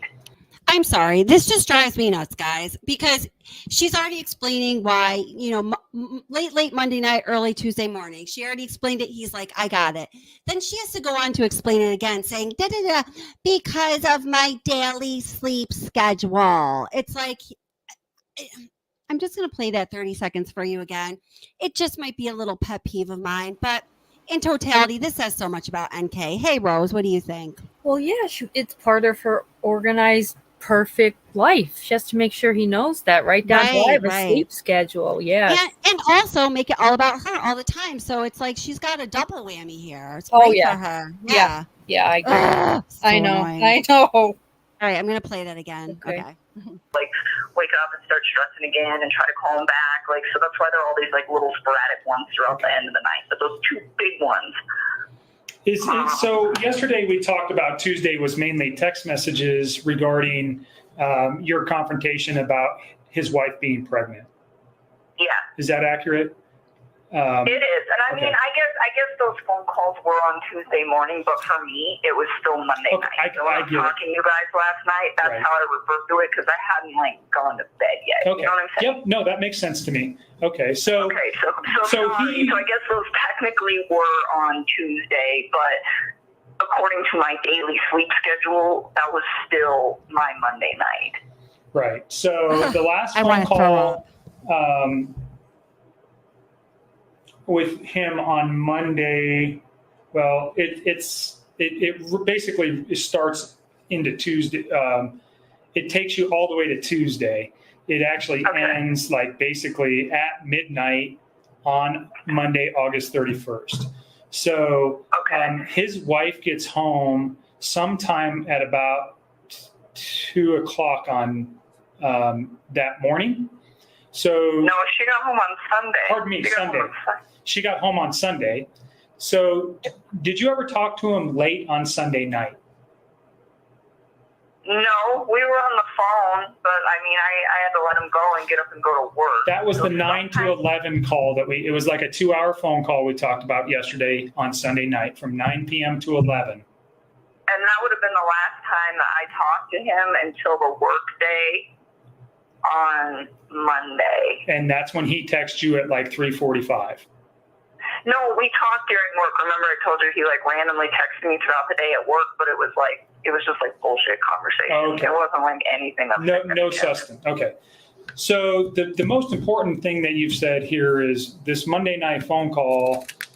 He doesn't have any sheets on the bed, and he said his children's sheets were smelly. They smelled. Okay. Yeah. So let's get back to that, because I feel like you and me are kind of getting off track. Yep. So go to that first long phone call on Monday night was, I think, when he told me that. I don't think he told me that in the FaceTime text. I mean, in the FaceTime conversation, I think he told me that in the first conversation, where he was like, their sheets smell. And I remember thinking to myself, like, why? Like, you keep such a clean house. Like, why would your kids' sheets stink? And like, it just didn't really click. Did you confront him? why they? What's up? Did you confront him why the sheet smelled, or did you inquire why? No, I didn't even ask. Do you know his? I mean, his children were quite young, and I think one of them was still in diapers. Would have that been a potential reason, that one of them had an accident, or did it seem like that's not what he was talking about? I don't know. I mean, he didn't elaborate. Okay. He was just like I said, he always cleans the house, but even if his kids were to be in diapers and have accidents, I just feel like the man keeps his house so clean, and she does too. They both must have to coexist in a house that clean. But I just don't see anything in the house smelling. Okay. All right. So that was why I brought that up, because I was like, whoa. Okay. Very important. Thanks for remembering that. Yeah, I'm trying. I'm really trying to help you guys. I need you guys to help me too. Yes, we'll ma'am. do this as a team, but just don't. So fucking let me down, the please. reason why we can't, I did think about this yesterday, that I would like to sit down with you once we have your text messages and the phone calls, and we can put them in some type of easily looking, that we can sit down and look at them and compare them, and we can kind of get the context of how everything was going that night. I would like to do that with you. Unfortunately, so the download that we got yesterday is going to take multiple days to be analyzed. I probably won't have it back till next week.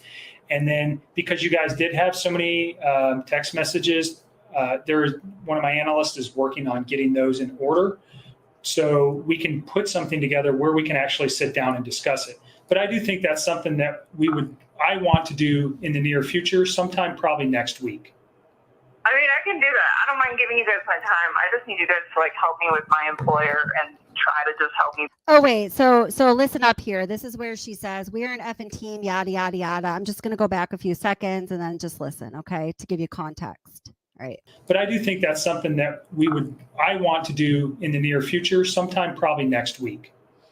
I mean, I can do that. I don't mind giving you guys my time. I just need you guys to help me with my employer and try to just help me brace for this media thing and just try. So I think your personal mental health is the number one issue. So let me help you with that and get a victim advocate to call you.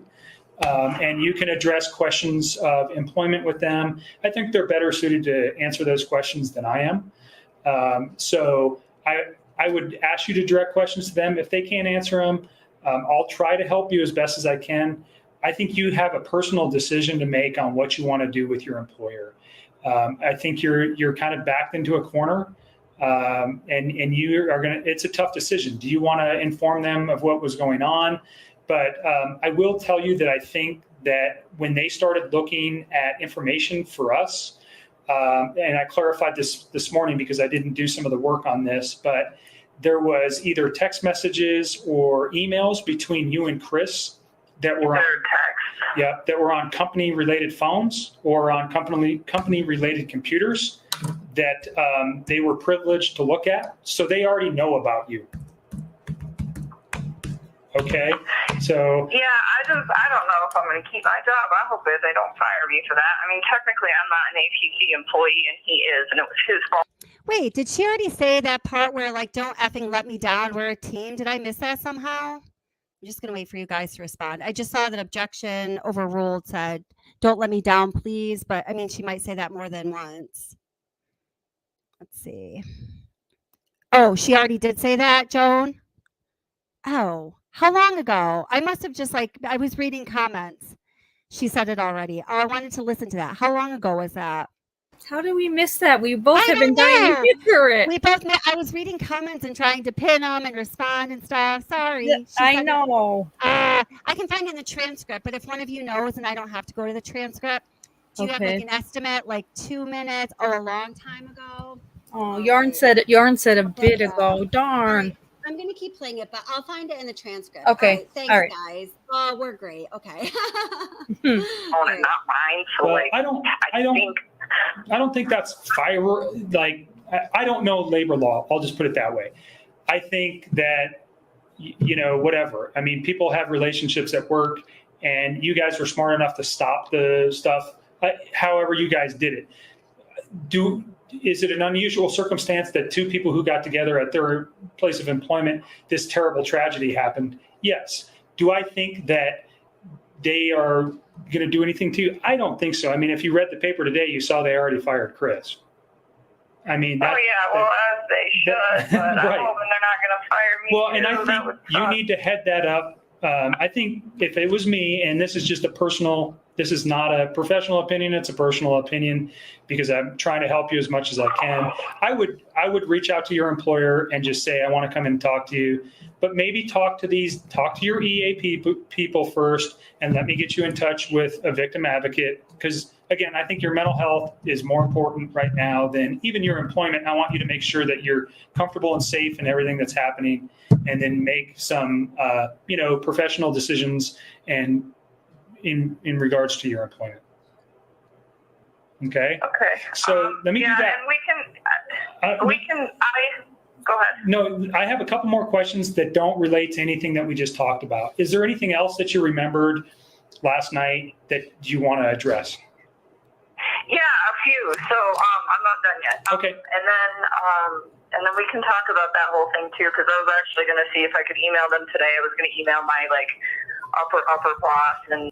Yep, all about her. And I was actually going to call her and see and just ask her if she can have, she's Anadarko rep, see if she can have a schedule sit down with my employer Tasman and schedule sit down with EAP. And I want to get in a room with them all at the same time and just give them kind of a brief synopsis of what's going on and just ask them for help and see what they have to say. Yeah. But I was going to tell you what I was going to say to them and just ask your opinion on it, because I don't want to give them too much.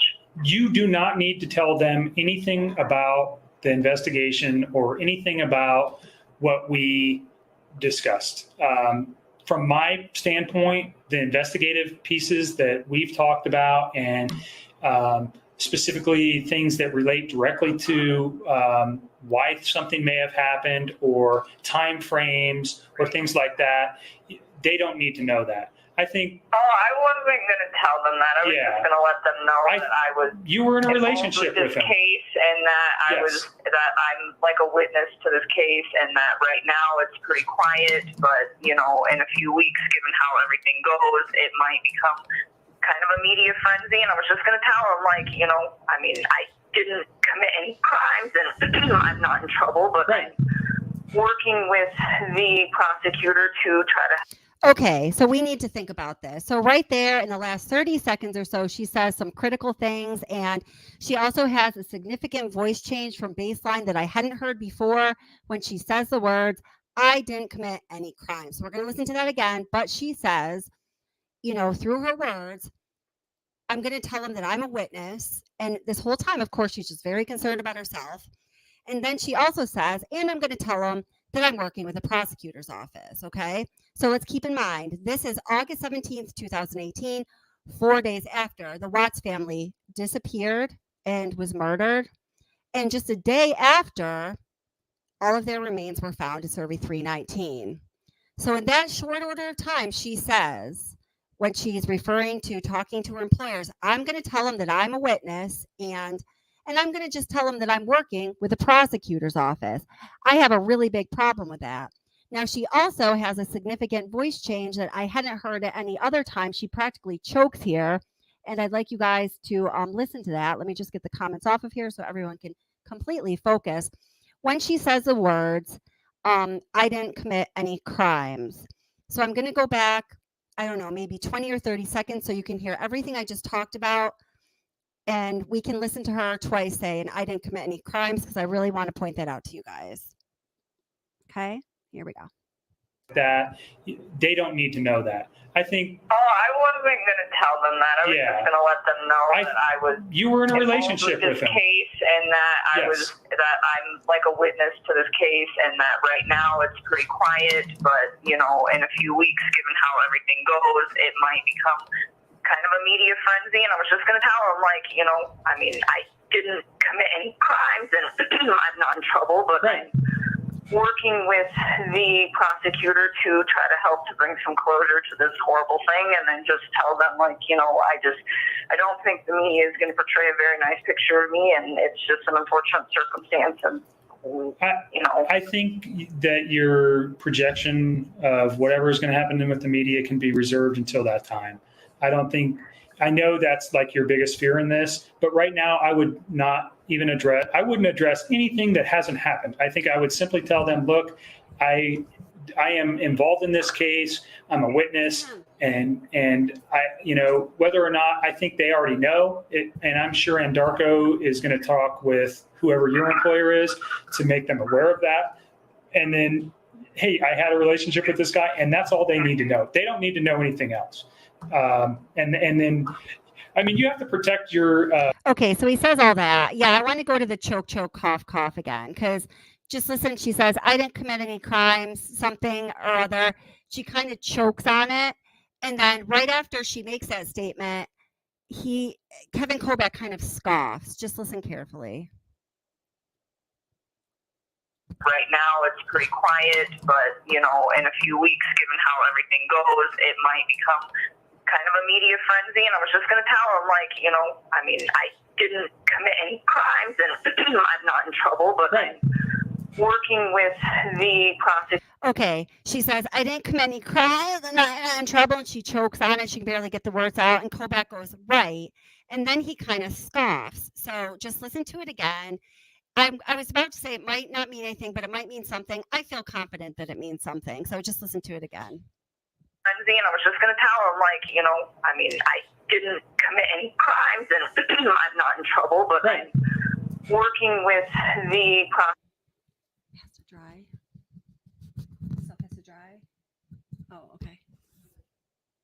Oh, it's in the washer then? Okay, sorry, I'm talking to my son. Okay, all right. So did you guys hear that? What did you think of that? Let's see here. T. Andrew says, didn't she write a book? She did not write a book, but remember, she did. Something that was in the discovery was that the day after the murders, she looked up Amber Frey. Do people hate Amber Frey? And Amber Frey's net worth and how much she made on her book deal, which may lead people to be confused, Yeah. Yeah, Aaron, right. She says, I'm a witness. And she says, I'm working with the prosecutor's office. Kobeck does nothing to correct her or even slow her down. Hi, Summer Skies. And man, I hope you're right. Summer Sky says Karma will catch up with her someday. Hi, Contrary March. How are you do? How are you do, Contrary? What does that mean? I don't know. Hi. How are you? Contrary March says, but he probably didn't kill the children. Too much doesn't add up. Totally possible.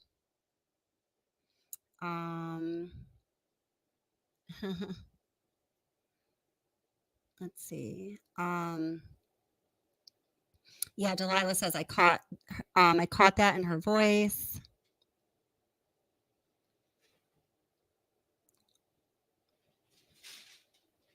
Let's see. Let me get down to the current comments. Just proves she can be a liar. She proves that time and time again. Randy says, this is interesting. And hi, Randy. She's trying to convince herself by the way she says it. Yeah, I think there's definitely that psychological component to it. Very insightful. She is toking while talking. Maybe. Possible. Yeah. Yeah. Said it's interesting. Our voice changes right there. I mean, this is the kind of voice change that happens when you choke on something. It's like it's literally like hurting you. It's toxic. It's so just wrong or bad or poisonous. That's what it would mean in a voice analysis. I think it's significant there. Hi, Zabe. How are you doing? Zabe says, yeah, those Amber Frey searches are crazy. The day after the murders. Geez.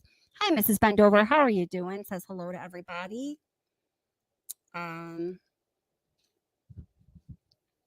Let's see.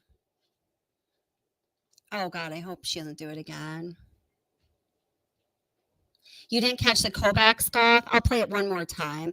After he says okay, there's kind of like, I have my headphones on right now because my son's been using my ear pods. They're my editing ones, so I can hear very, very well everything right now. Right after he says okay, after she chokes on her statement, there's a scoff. Yeah, definitely something fishy happened here. Yeah, Downtown Wonder said she still had to know Anadarko was going to fire her. Now, remember, she was being contracted to Anadarko from a company called Tasman. From the way that she talked in these interviews, it sounded like she thought that Tasman was going to protect her.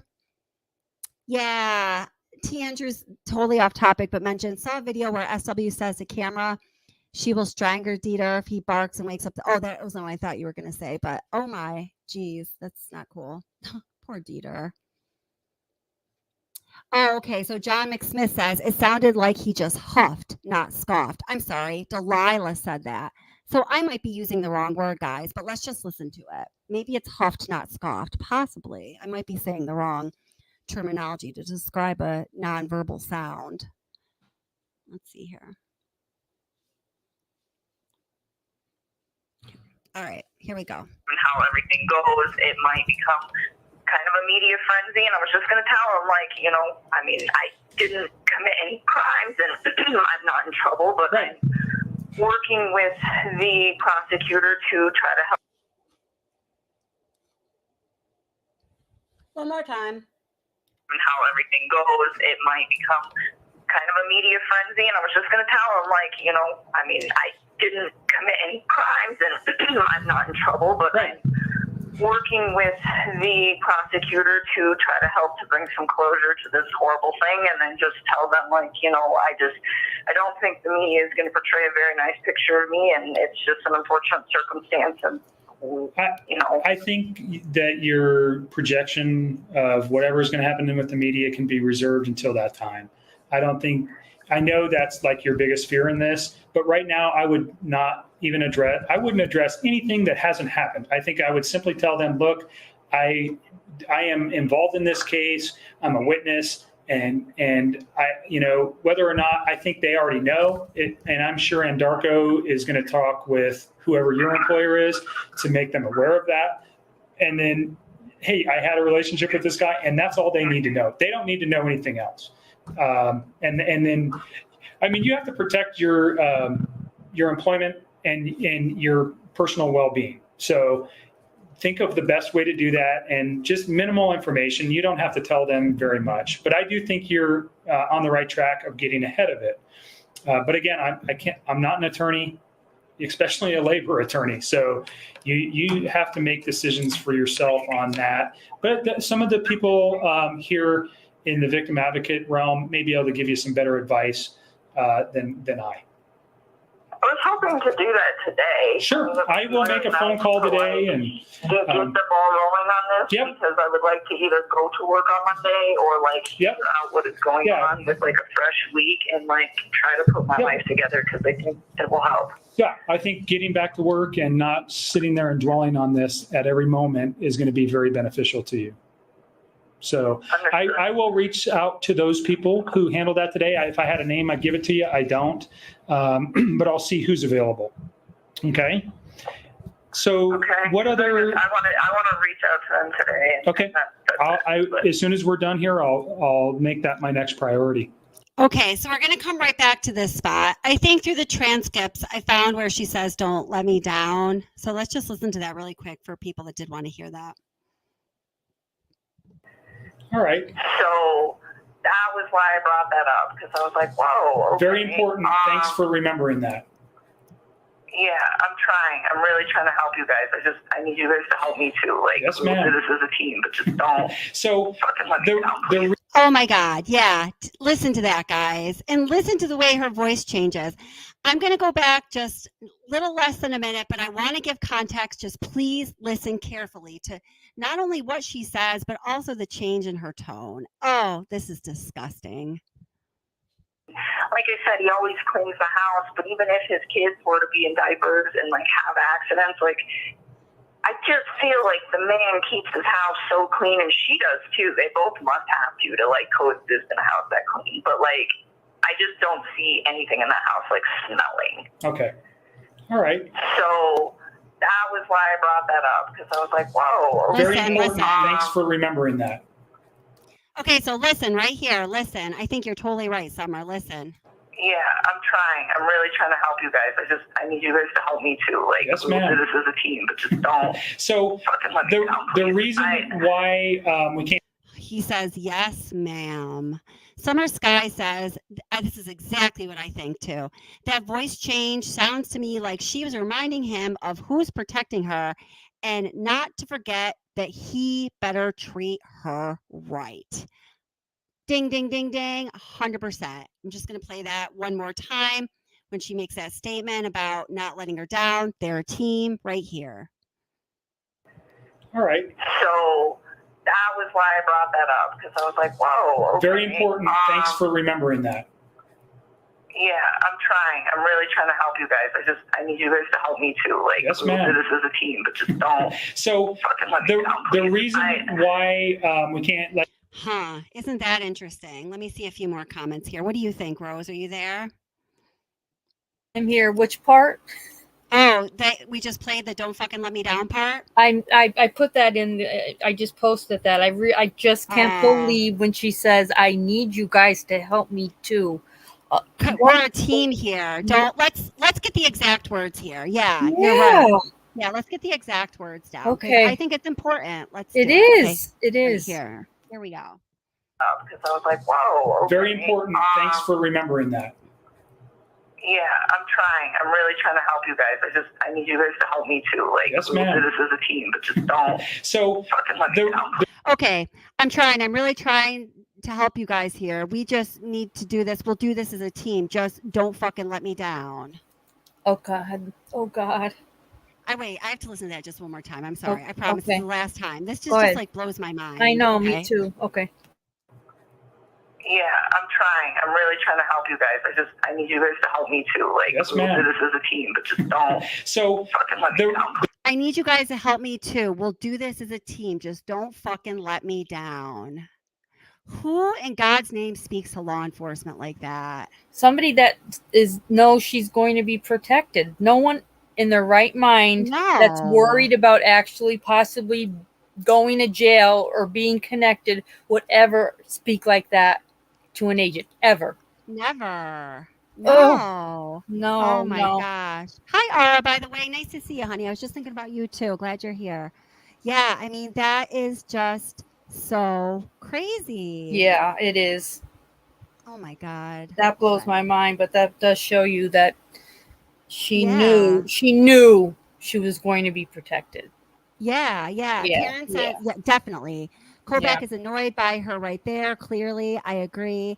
Young says he speaks over her. He kind of gets a little nervous. He says, yes, ma'am, and then kind of gives like a little nervous giggle, Yeah. And Cole says he didn't even acknowledge that she said that. He probably was like, do not say that while this is being recorded. I know. T. Andrew says, yeah, she thinks that she has the upper hand. Right. Clearly. Yeah. And she did. And she did. Yep. She did. MB Gal says, whoops, where'd it go? His short one-word answer proves that he's annoyed with her. He just wanted to go home. He was so sick of her. Yeah, so sick. And Milton says, a big reminder and liability for Anadarko. Yep, that's right. Yeah. That's right. Oh my gosh. Yeah, I think between Anadarko and, the DA, Colbeck had a script and don't go off the script. And NK knew she was protected and was basically running every interview. Yeah, totally. Yeah. Oh my God. All right, let's go back to where we were towards the end of the interview. Okay. I just had to bring that up. Oh my God. I'm glad you did. So gross. All right. Okay. All right, back to where we were here. Whoops. It's right around here, I think. So, yeah. Monday at some point as well. I think it might have even been the same phone conversation as him washing the sheets and everything. I think it might have been the same conversation. He informed me that her friend Nikki's son was at the house when the cops came, and that he was running all over the house and up and down in all the rooms. And at this point, I was like, well, is anything missing? Because I was thinking on Monday that this girl had just left for the night. So I was like, well, maybe if she's staying with Nikki or somebody, maybe she forgot some stuff. So maybe they're sending, they're like sending him in, like, hey, go get a toothbrush or go get this or go get that. Like, I didn't know. And so he's like, yeah, this little kid was like running all over my house and in all the different rooms in the house. Oh, wait. And I was like, Here, I just want to clarify this. I'm just going to break into this for a minute. So let's be honest, says, not sure if Chris already pleaded guilty before this interview. So, and hi, let's be honest. How are you? I want to say hi to you a couple times, but it was like a weird place to stop it when you made comments. So welcome. Glad you're here. So Chris had already given his partial, but not full or accurate confession. That was actually the late evening of the 15th. The drone went up in the air around about 3 o'clock on the 15th. They showed him the picture sometime that late evening. It was just after midnight. It had just gone into the 16th. The Shanann was recovered later that day. Sadly, the girls. Now this is the next day, August 17th. So that's the timeline we're working with here for anyone that wasn't clear on that. Oops, on the wrong page. was anything missing? And he was like, well, I think there's some blankets missing from my kids' rooms, but I don't think he took them. I think she did. Okay. So he said, little kid, do you know how old this man was or boy was? Oh, Nikki's son? I don't know. Okay. I think he's like 10 or 12. Like, I think he's yeah, I don't know. I think he's like 10 or 12. Like, old enough to, like, process information and run around house. So he said he thought that the kid didn't take him, but that maybe Shanann had taken him. Yes. That's weird. Okay. So Nikki Sonny's like 10 to 12. And I'm just making some notes. Just a sec. Yeah, guys, I noticed that you are picking up where she called Shanann this girl. She called her a girl a couple times. Stevie's comment I just pinned here, and I saw Randy picked up on it too, was that, this 34-year-old married pregnant girl who is the mother of 2. I noticed that too. I just think that it's demeaning. I think it's in a way a degrading way to speak about Shanann, the deceased pregnant mother of 2, whose name she will not speak. It's just disgraceful. Take your time. No, nothing like Amber Fry, Ara. Okay. What else? Oh, let me see.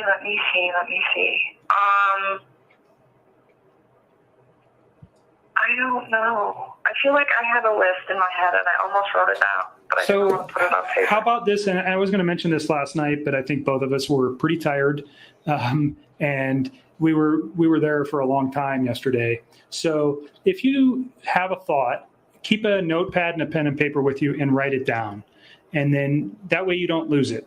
That way, and then you can just call me and we can discuss it, and we're done, and then move on. Then you don't have to think about it anymore. Does that sound like a decent idea?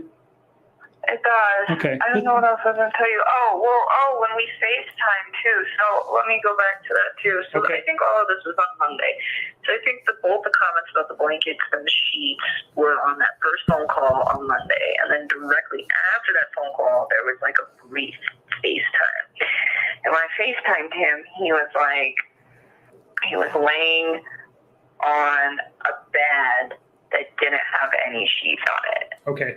And I remember, and he was like in just like a little wife beater top, and he didn't really say much. It was like he wanted me to talk to him. He's like, I just wanted to see your face. And he like wanted me to talk to him, but he was like kind of quiet. And actually, that was why I got off the phone with him and went and did laundry. And then so I would call him back on the phone, because when we were FaceTiming, it was like kind of weird. I was like, I don't really know where this is going. Like, you're not really having a conversation with me. So he was just removed. He wasn't very engaged in the conversation. He was just like really fixated on like me. Like I bet you if I wouldn't have talked, he would have been okay with it. Just staring at you. Yeah. I mean, it was just like, it was really brief too. Like it was super short, and I was just like, this is not going anywhere. And I remember telling him like, I will call you back, but let me go do some laundry. So I like got out of bed and went and threw some clothes in the dryer that I forgot to put in the dryer prior to laying down. And then, I don't know, I think I might have did like one or two other little quick things. And then I got back in bed and then called him back on the phone. And that's when that second long phone call started. Ha, anaphylaxis. We were just saying the same thing to Let's Be Honest at the same time. Let's Be Honest was asking why she wasn't put on a lie detector. She would have failed.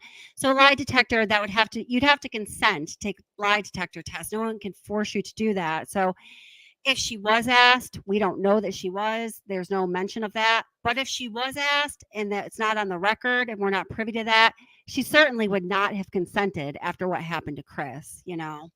So, yeah. Thank you, anaphylaxis. Okay. All right, great. Anything else? Off the top of my head, I don't really think. Okay, there we go. So that's that. And then it cuts off. And if you weren't here at the beginning of the live stream, the redacted portion of that interview, I already read through the transcript, and it does exist. My experience was that the redacted portion of this interview on the 17th and also the 21st, which I also read, was not easy to find. I think that it's buried under stuff for a reason. So, yeah. What do you think, girl? I agree. Do you know, Kelly, if by any chance, the very first discovery that came out, was there any mention on that discovery about the 111-minute call? No, I've looked through. Wow. I have 2 copies of Discovery. Right. And both of them, I searched for 111-minute phone call or anything that would necessarily relate to that. I literally spent half a day, like a couple months ago, doing this. Yeah. And it's the exact same information from the first discovery that came out to one that I obtained at a latter date. Same information. Good question, though. It's unreal. Good question. It is unreal. I mean, there are a couple small differences. I mean, the biggest difference is in the first discovery, there is a complete record of Nicole Kessinger's phone calls, her phone record, the phone bill, right. from July 14th to August 13th. Mm-hmm. So I don't know how long that was being distributed in the discovery, but the earliest person that I talked to that received a discovery after the original was given out was 3 months. I hope that makes sense. I don't know how to say that. No, it does. Then it had changed. The phone bill for the relevant times, July 14th to August 13th, was replaced with the phone bill that was August 14th to whatever, like for a month.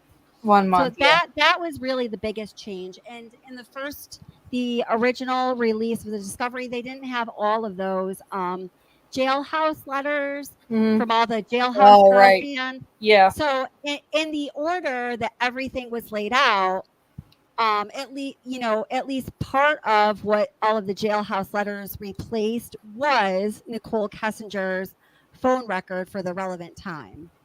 Okay. Which is really weird. Like people wouldn't notice that. Yeah, so weird. I know. Like that's a smooth swap out, No. That call, that's such an important call.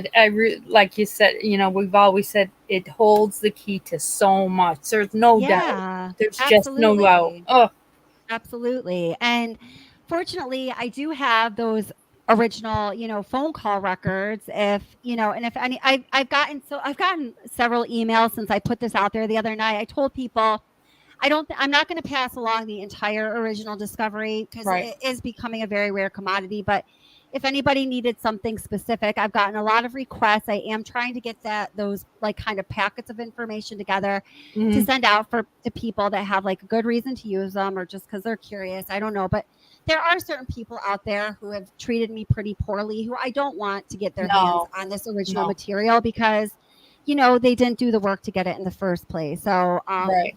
that's all. But, if you really need something, just send me. I do. I'm going to get with you on it because, like I had said, with the autopsy diagrams. I'll give you whatever you need. They redacted a lot in August of 2021 and blew my mind. So I would I would love to go back because I can't remember the original. Okay. Yeah. Great. I'll send you all of the original autopsy information for sure. Yeah. Awesome. I'll do that. I'll do that the next day or so. Okay. Yeah. Thank you. Yeah. No problem. So, I don't know. And was there something you wanted, anaphylaxis? I know you just had mentioned it the other day in chat. I don't think I got an email I haven't even worked through all my emails. I've had a lot recently, but if you need something to anaphylaxis, I'd be happy to provide it to you. So, let's see. Tia Marie, and hi Tia Marie, how are you doing, honey? Says, I think before this interview, she has told them there's so much more. I have so many details from our calls, and she's just trying to prove why she made the deal, why she's worth the deal. That's really perceptive, actually. So she's saying that she promised them, oh yeah, and I have like a lot more details for you. I have more juicy stuff you're going to want, but she really doesn't. So she's just trying to fill into her worth now. Right. That actually makes a lot of sense to me. Yeah. Yeah, definitely. Yeah. Oh, interesting. So Ara says she was doing laundry on Monday morning. Ara, I never picked up on that. So laundry on Monday morning. So that would be Wait, when was it when she was doing the laundry? That was when she said she was doing the laundry, Ara, and this is actually the really interesting timing if we're thinking the same thing here, and I think we are. It would be Monday night going into early Tuesday morning. That's when she said she was doing laundry, when she was also FaceTiming with Chris. So she was also doing laundry. Isn't that interesting? Yeah. Why did everyone have this immediate need to wash everything? Wow. I never picked up on that, Ara. Good catch. Good catch, girl. Good catch. Huh. Wow. Did you pick up on that? I didn't. No. No, I definitely didn't. That's interesting, though. I have to think about that. Oh, my gosh. Let's see. So, let's be honest, Ed. Cops always look at the girlfriend when it comes to murders cases. She volunteered? Yeah. I know. It is interesting, isn't it? So let's go back. Yeah. And then Joan asked at some point, let me go to my starred messages. I told her I'd come back to it. Joan asked, and I don't necessarily know the clear-cut answer to this, but I can tell you what I think, and everyone else can as well. Joan says, Kelly, if she got a deal, can we ever find out? I think the answer to that question is, if we don't know at this point, I think it would have to be some kind of an anomaly where we did eventually find out. That's how I personally feel about it. But I honestly don't know the answer from like a legal perspective. I did write it down. It's something I plan to research a little more because I would need to research it a little more in order to give you a real answer. Let's see. Is this it? I don't know if anyone else. Are you able to see chat, Rose, or not able to see chat at this time? I could see chat. Is it anyone saying anything else about that or asking other questions in the chat? I'm trying to get the discovery up because I want to show you guys something. It was moving real fast. Jesus. Oh, I could have slowed That's down. okay. No, you're okay. Let me see.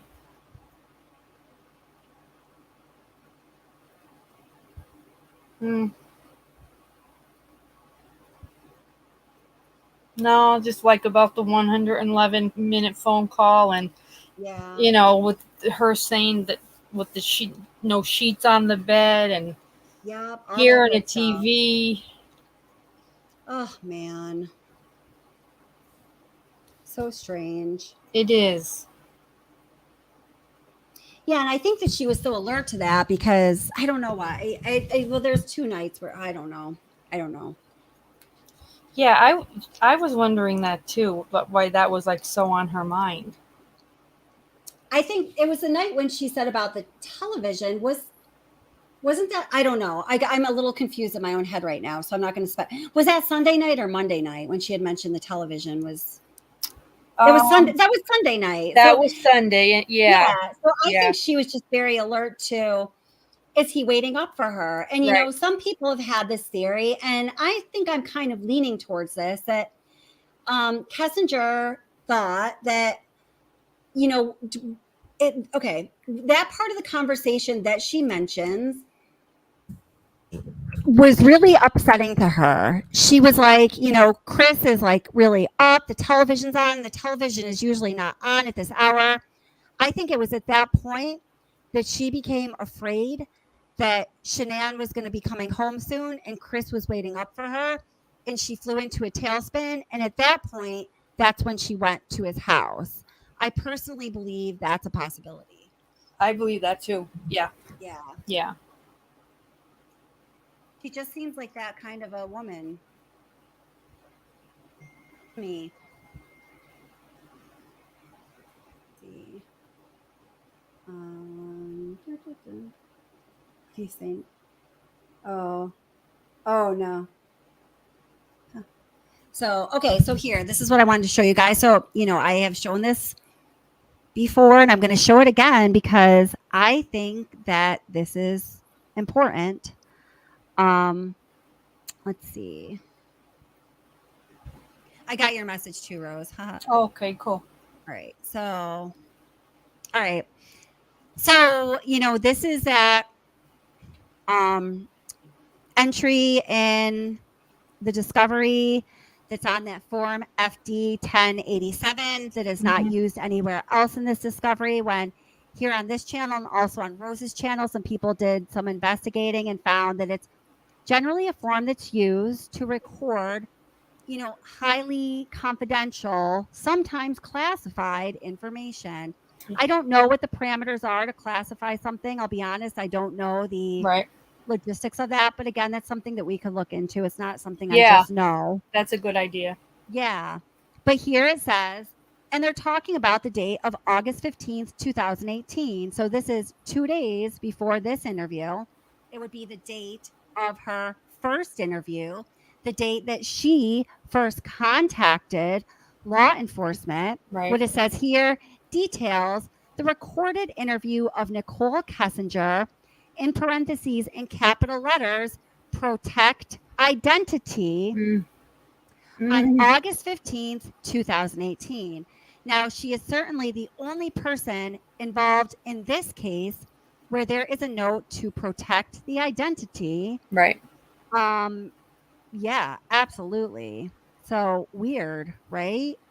Yeah. I need to know more about this.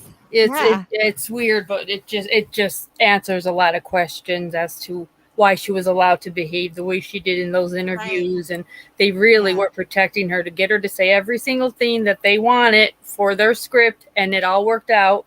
And they did what they said. We'll keep you protected. Yeah, exactly. That's right. Yeah, they did. And that's why when so let's just go back to that one little excerpt where she reminds Kevin Kobach what's up. Let's go back there real quick. Okay. I just have to switch up what I'm sharing. Okay. I wish StreamYard really needs to update their... They're terrible. Yeah, so you can have a few things like every time I switch what I'm showing you guys, I have to take down whatever I was showing you, re-upload the item I want to show you, choose to have it on the screen, then appear and be visible. There's like several steps you have to take every time you switch what you want to show people. They really need to allow you to have a few selections you can switch back and forth through, don't you think? Yeah, I hate StreamYard. I just think it's not user friendly enough. It's not. I think at one point it was probably cutting edge. That's why so many people use it, but they haven't I'm going to look into something else. They haven't updated what they need to, in my opinion. So, all right, let me get to, but that's not your problem. I just wanted to let you know, if you ever wonder why it takes me or other people a couple minutes to get things in place, that's why. Yeah. Oops, hold it. That's not what we want. Go back. Hi, Scott. Okay, here we go. So it's right there, right here. Okay. Pop that up.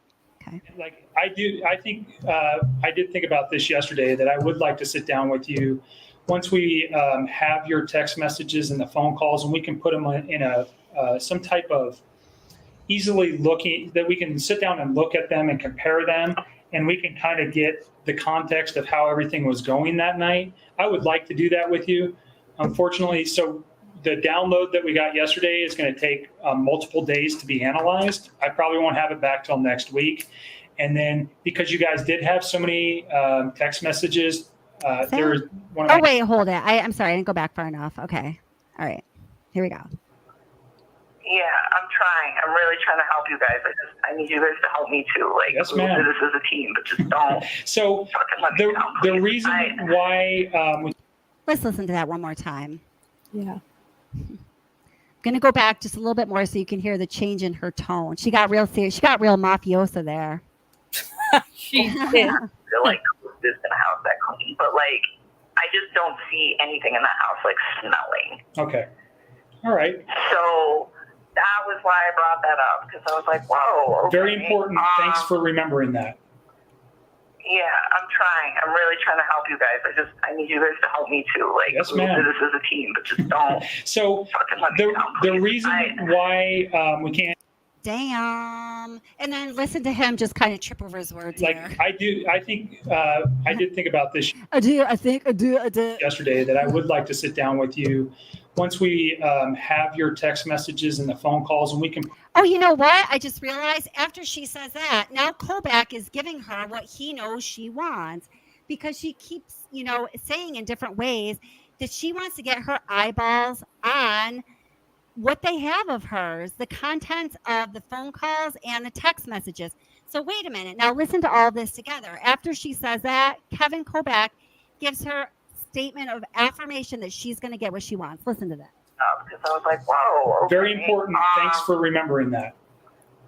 Yeah, I'm trying. I'm really trying to help you guys. I need you guys to help me too. Like, Yes, we'll ma'am. do this as a team, but just don't. So fucking let me down, the please. reason why we can't, like, I did think about this yesterday that I would like to sit down with you once we have your text messages and the phone calls, and we can put them in some type of easily looking that we can sit down and look at them and compare them, and we can kind of get the context of how everything was going that. What do you think about that, Rose? What did he say? I'm sorry. My Wi-Fi is terrible. It wouldn't. Okay. So he was like, she had been kept like trying to get at him, like she wants to see these text messages and whatever. He says, I was thinking about that. Yeah, once we get everything, we can sit down and look at them and get them in some kind of a form. I think what he's thinking, but he doesn't want to say, where you can't like tell exactly what we have and what we don't have, Oh, yeah. Yeah. She really wanted him to spill the beans, basically, on what do you have on me so far? Yeah. So Karen G says, so the reason why we can't, and wait, where was that said? I didn't pick that up. Did she say that? Yeah, she said he starts saying, so the reason, look down a little bit more, and then Karen said he starts saying, so the reason why we can't. Oh, okay. Let's listen to that again. Yeah. I want to hear it the way Karen's hearing it. Okay. Thanks, Karen. All right, here we go. Okay. That was why I brought that up, because I was like, whoa. Okay. Very important. Thanks for remembering that. Yeah, I'm trying. I'm really trying to help you guys. I need you guys to help me too. Like, Yes, we'll ma'am. do this as a team, but just don't. So fucking let me down, the please. reason why we can't, like, I did think about this yesterday. The reason why we can't, I did think about this yesterday. You're right, Karen. Wow. I was about to say to her, the reason why we can't is because then we're going to show you our hand, and we are actually really sus of you, even though you think you have this sweet little deal tucked under your wing. Yeah, he almost gave it away. Wow. Good catch, Karen. That is a good one. Thanks, That Karen. was good. Yeah. Wow. Oh, and then Nilda says she wants to manipulate her narrative. Looks like he is not so dumb after all. Possibly not. That's right. She wants to manipulate their narrative. That's right. Very good. He's got the script, and let's not stray from it. And she's the queen of word salad. She's her flight of thoughts all over the place. I don't even know how he lasted this long. I don't either. being the one to have to constantly interview her. It's with a big headache. 2 a.m. texts, the typing up the things she remembered that were basically useless pieces of information just to deter him from her. Or little bits of what she thought was cover my ass. Oh my, that's all it was. Oh God. So Cece says, Coder and Tammy are heading a seminar. Someone should crash their party and ask for the real questions. They actually had those seminars. They held them a few years ago. I don't know if they're doing another round. Some of that information was a little dated, but still important. They were doing seminars, around talking about, the headline was, the Chris Watts case. And hi, Cece, welcome. How are you doing? Thank you for that information. Yeah, we should crash their party. If they do it again, yes, let's definitely crash their party. Definitely. That would be awesome. Wow. So Cece then says, has anyone seen the crazy flinching eye movement NK had during the interview with law enforcement? Wow. Speaks for itself. We've noticed a lot of crazy things. I think you're talking about the video from the August 16th interview. If you have a certain part we haven't noticed, we've seen her look like Satan. We've seen her make strangulation hands when she has to say Shanann for the first time. We see her looking up at the camera a lot. I don't know if we've caught the crazy eye flinching movement. If you have a timestamp, I don't think we did. I know that we always pause it on her looking up, and it does look like Satan, black soulless eyes. It scared the hell out of us. It did scare the hell out of us. Oh, I just saw Yarn Mitten says, Kelly, Ara needs some help. I'm sorry, I didn't catch that. What's up, Ara? I'm sorry, I didn't. The chat is going really fast. Let me actually slow it down, if I can quickly. Let me see if I can quickly. It's kind of going too fast for me to keep up with here. Let's see. I'm going to try to catch it real quick here. Or just one sec. I got to go into this stream. Got to get into the settings. Got to slow it down. It'll just take me a moment here. Okay, cool. I think I got it. Here we go. Let's see. Settings. Or is it customization? I think it's customization, isn't it? Yes, it is. All right, let me get out of here. Yeah. Right. Yeah. Customization. There we go. All right, so I'm gonna set the chat now. So you can only each person's chat. You can only put something in chat every 60 seconds. Just so you know. So if you get frustrated, if it doesn't go right away, wait a few seconds. Okay. That works. Yeah, it's going a little too fast for me to keep up with right now. All right, let's go back. Okay, should be working now. All right, so I'm sorry. What do you need, honey? Did you want to come up or what's going on, sweetie? Let me see. Yeah, T. Andrew says she made it sound like they were friends. Yes, she sure did. Let's see. Yeah, Kelly asked about the funeral. The R's had the big funeral, and the Watts did not attend it. They did their own separate one a few weeks later. Okay, yeah. And it was their choice to not attend, right? Or I don't know how that went down. They didn't want, first of all, they didn't want to upset the Rusiks any more than they already were. And they didn't I thought that was a smart move. Yeah, I thought I think that was a good move. Yeah. So if it is that you want to come up on panel, I did just put the link in chat. So you're, of course, welcome to come up. So if you needed something else, then just let me know, my darling. And thank you, Yarna Mittens. I was just telling the Curious Rose earlier. I was like, Yarna Mittens is back, and like she's on top of it, man. She's good. Yeah, I love her. Yarna Mittens is one of our wonderful moderators. She's been sick for a while. We are so happy she's back. Yeah, I think I made her a mod last week, maybe. Yeah, she's good. Oh, awesome. But she's quick. Wonderful. She's quick. She is quick. Yeah. Yeah. You've got to be watching for those porn bots when they start showing up. Yeah, those porn bots will get you every time. They love my 3 a.m. chat. They're like, oh, we're going to get some good ones. Oh, yes. So Tony says, I've noticed those crazy eye twitches too. Yeah. Yeah, she gives me twitches. And Cece said she was going back to try to get a timestamp. So thank you. So we'll definitely wait for that. Thank you. That was very nice of you. I appreciate that. Thank you. Coley says, it would have been very different if a female detective had interviewed her. Oh, hell yeah. We've been dying. That's all we wanted was for Stacy and Tammy to get at her, or Nancy Grace and Ashley. Oh, any of those we would take. Any of them. God. Any of them. Oh, my know. Gosh. Totally. So, well, I definitely don't want to leave until Cece comes back, but there's plenty to show you anyways. Let me show you what I was referring to about Charlotte Nelson's interview here. Okay. I don't know if Aura might have left. They're saying, Aura, are you still here? I don't know. If Oh, I'll catch her if she comes back. Yeah. Cece was going to get that timestamp for the eye twitchies. Oh, the eye twitchies. Let's see. Okay, so, all right, so, Joan asked a good question. Joan's asking, so Chris CW's confession that Shanann got in bed is all BS.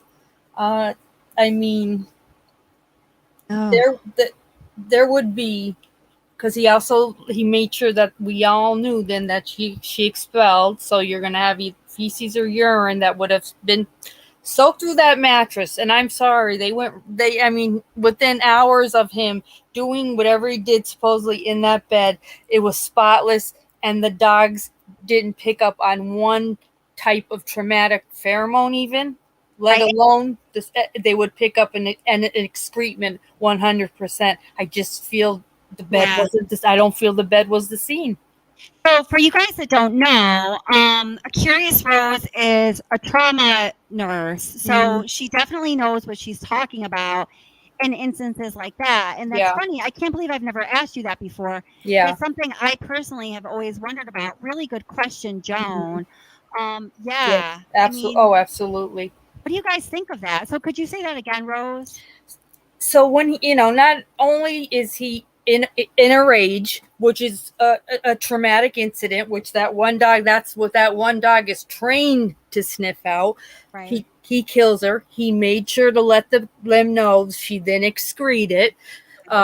Whether it's feces or urine or both, you can clean it as much as you want. It's still getting soaked. There is still going to be soilage that soaks into the mattress. Okay. Right. Plus, traumatic pheromones remain in the air for cadavers to pick up. Right. So that's what gives it to me. I have a hard time with the bed being the scene of the crime. Oh, you're the perfect person to ask about this, Rose. So I know the answer by talking to forensic dog trainers and a dog handler, but there are people out there that say that it's bullshit that, dogs can pick up the scent or traces of trauma. What do you have to say about that? They're trained from probably when they're puppies to learn pheromones, traumatic trauma pheromones. So you're saying that, yes, they can pick up on trauma? Yes. Okay, yeah. Very good. Yeah. Just wanted you to weigh in on that. Yeah. Okay, so here's something interesting I'll share with you guys. Let me just check in on this here quick. Let's see. Just want to make sure Cece didn't come back with that timestamp because it's very nice she's doing that, so I don't want to. Yeah. Okay, so let me just show you this. So this is about Charlotte Nelson and a discrepancy in the way Kevin Kobach reported things and Stacey Galbraith did. And I think this is really important because it shows what I've noticed on several occasions in the discovery, that Kevin Kobach can be really sloppy. So right here, this is a supplemental report from Kevin Kobach. It's on page 695. That would be of original, not redacted discovery. So whatever version you have, go to page 695 of, when it says page number, discovery page, you'll find it. So it says, about midway through the page, she denied having any conversation with anyone about Chris Watts, with the exception of her father and Charlotte Nelson. She admits to sending a photo of Chris Watts to Charlotte Nelson during a text conversation on August 7th, 2018. During the same conversation, comments were made by Nicole that Chris has children. Charlotte has not made the connection that Chris is the person in this case. During the conversation, Nicole said that she can tell that Watts has a lot to take care of. So he claims that this conversation happened on August 7th, which very well might have been what Nicole Kessinger led him to believe, because there are many occasions on which Kevin Kobach takes Nicole Kessinger's word for things. Now, when Stacey Galbraith reports, and it's submitted to the discovery, she is more or less flawless in the way she reports, as she should be, because it's her job and it's a very important matter. I just have to find it for you, and then I'll read it to you. It'll just take me a minute here. I'm just looking through. Okay. Here we go. Okay. So Stacy Galbraith says, I'm just going to read you the whole damn thing. On September 5th, 2018, I was asked to assist by speaking with Charlotte Nelson. Nelson is a friend of Nicole Kessinger, and the two exchanged text messages about the relationship between Kessinger and Chris Watts. I was provided a packet of text messages involving a certain number, which I was advised was Shanann Watts. Now, this is very strange because it actually turns out it was Charlotte. But again, it's another big mistake probably Kevin Kobach made. So it says, I, Agent Galbraith, subsequently reviewed the content. The records are somewhat confusing as some of the correspondence is clearly with a certain number, but other times it's with another number. However, the content appears to indicate the person is the same as the one communicating from the 720 number based upon the conversation flow. The 720 number is Charlotte Nelson. Now, here, the next statement is important. The texting is on August 12th, 2018. August 12th is a day before the murders. August 12th is, in fact, the day these text exchange happened. But remember, Kevin Kobach just reported that those text exchange happened on the 7th. I'm sorry, but that is a really big mistake. Yeah. What was he thinking that he because he knew Stacy's main job was extracting all of NK's phone data, correct? Right. So I just can't understand how he thought maybe that would slip by. I don't know where his head was. I don't know. I think, he was just obviously had to mention it in the context of summarizing his interviews with her. But, I mean, he got dates wrong all over the place. In this very interview that we just listened to, he referred to August 13th, the day of the murders. When he was referring to the murders, he referred to it as August 31st. There's just little things like that all over the freaking place that he just got wrong. Yeah. I mean, when you're a detective, Anna Flex, I don't know if you're still here, being a former investigator, tell me if I'm wrong or not, but part of your job is detail orientation. My God. Yeah, Anna's here because she was agreeing with the body, with the the smell, the feces, the decomp, the sense. Yeah. So she's there. Anna, come. Where are you, girl? Love our Anna. We do. So yeah, it's just wrong for so many reasons. I understand it's a stressful job. Oh wait, Ara's here. Sorry, Ara, I just saw you here. But I just don't find that there's any excuse for that. I don't know. No, yeah. Let's bring up Ara and see what she has to say. Okay. I'm sorry.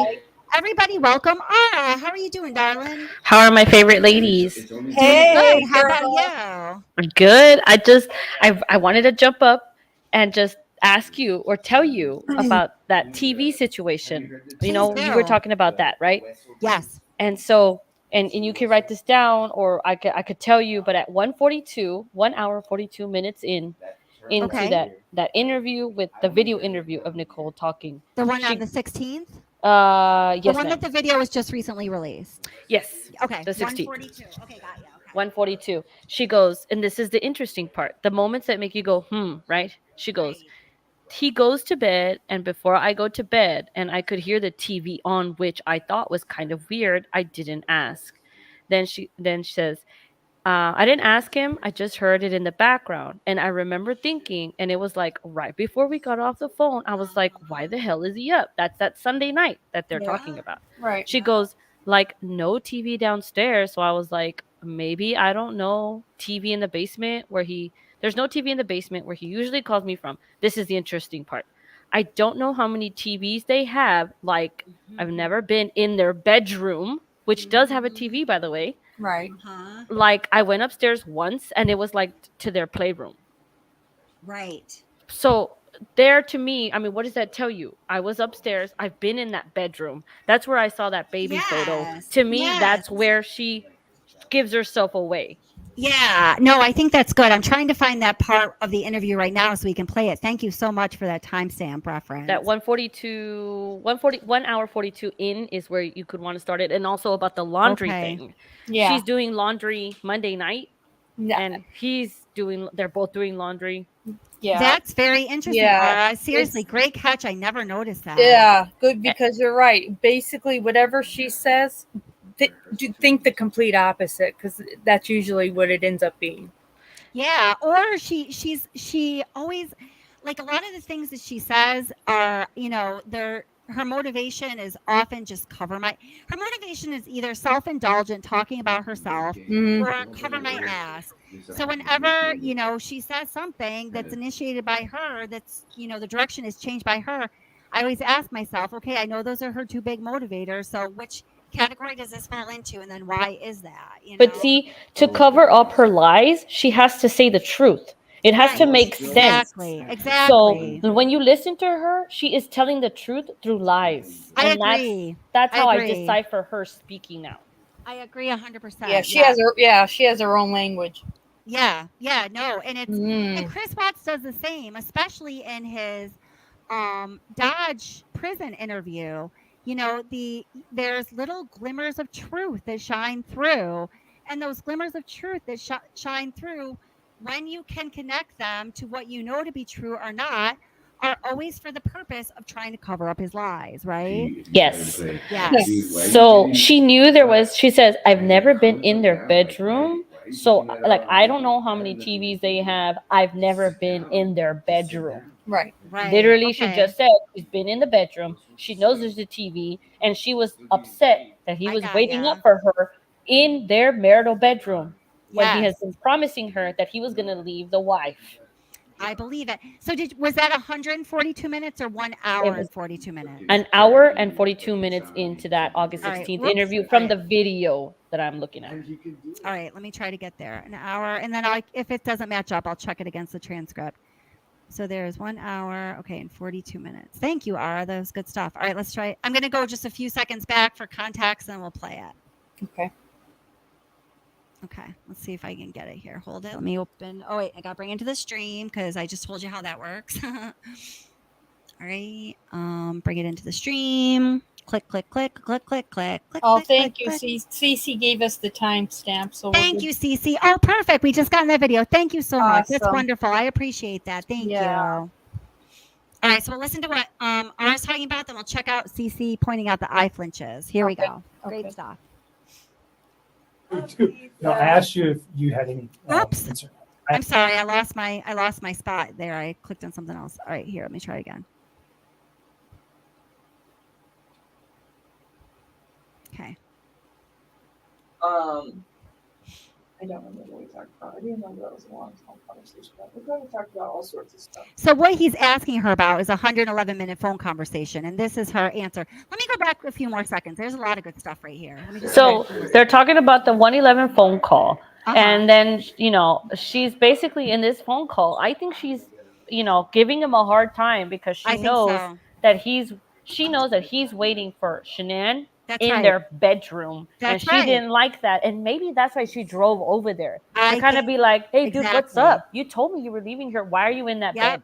Remember? Think so. I very much think so. He told me he didn't like that bed anyway. That's right. That's right. All right, let's listen to this. Very good. Thanks, Ara. 9 to 11. Yeah, we talked a few times. So that's one of the we see some of the Satan eyes here, but okay. Sunday. Okay. So I need to think. I can't even think. Take a couple breaths and take a second. She's about to hyperventilate because she's like, oh shit. She'll do anything to not talk about that. She will. Yes. Yeah. I wasn't concerned about anything at that point. You guys had a meal, a nice meal the night before. You knew his wife was probably coming home late that evening. Oh, you know what?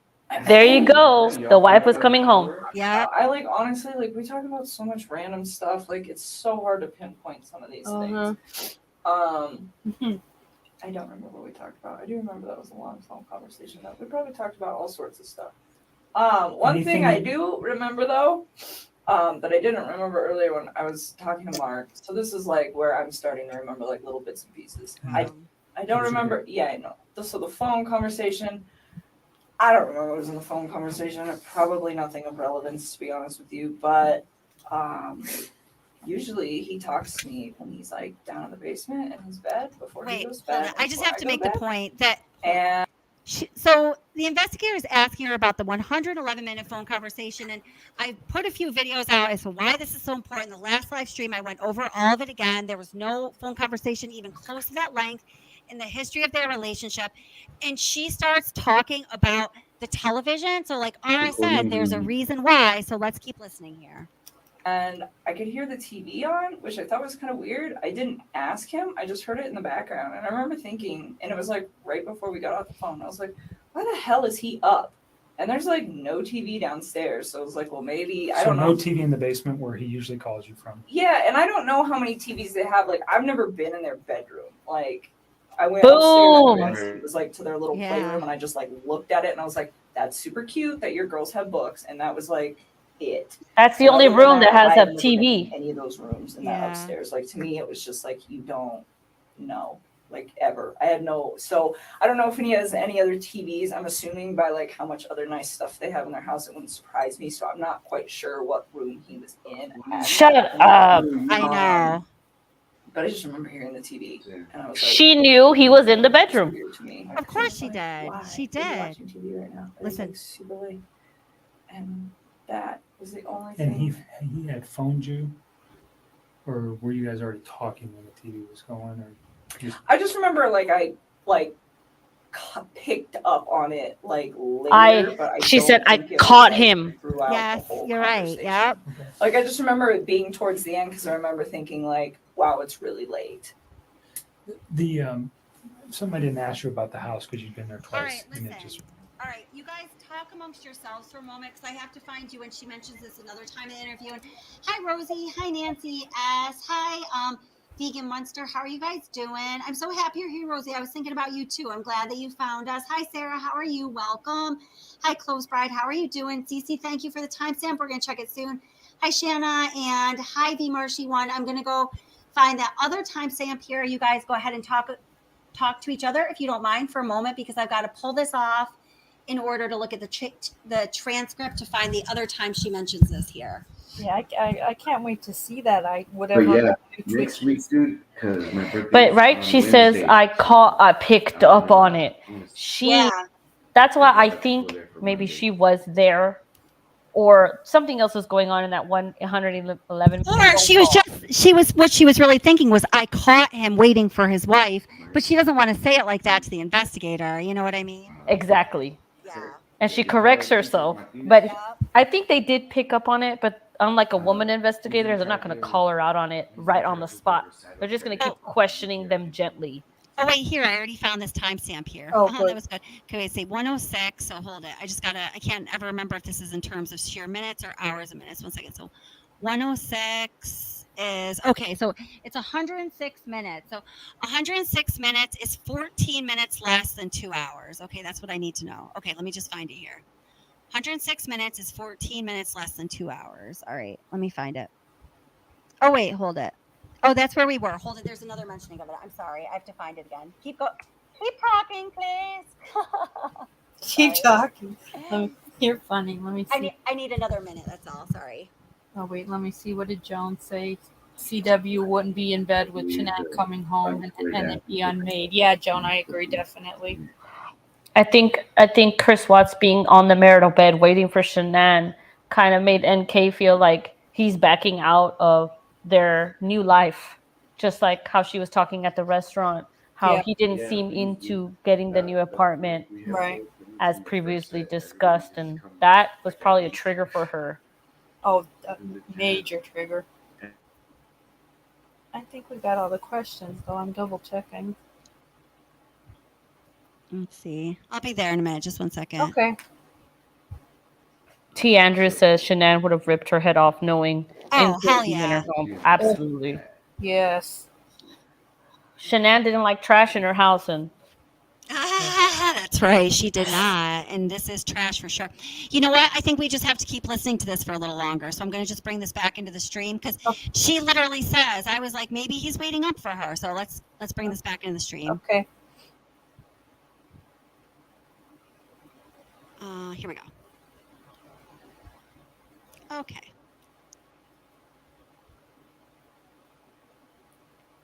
He was at. Or he took you there? The first time he was already there, Okay. and I met up with him, and the second time Wait a we went minute. there together. So the front door, I asked if he had used the key. Yeah, they're going to go He back to let it. me in. So there's a, those ads you can enter access code. Have you ever seen that on as well?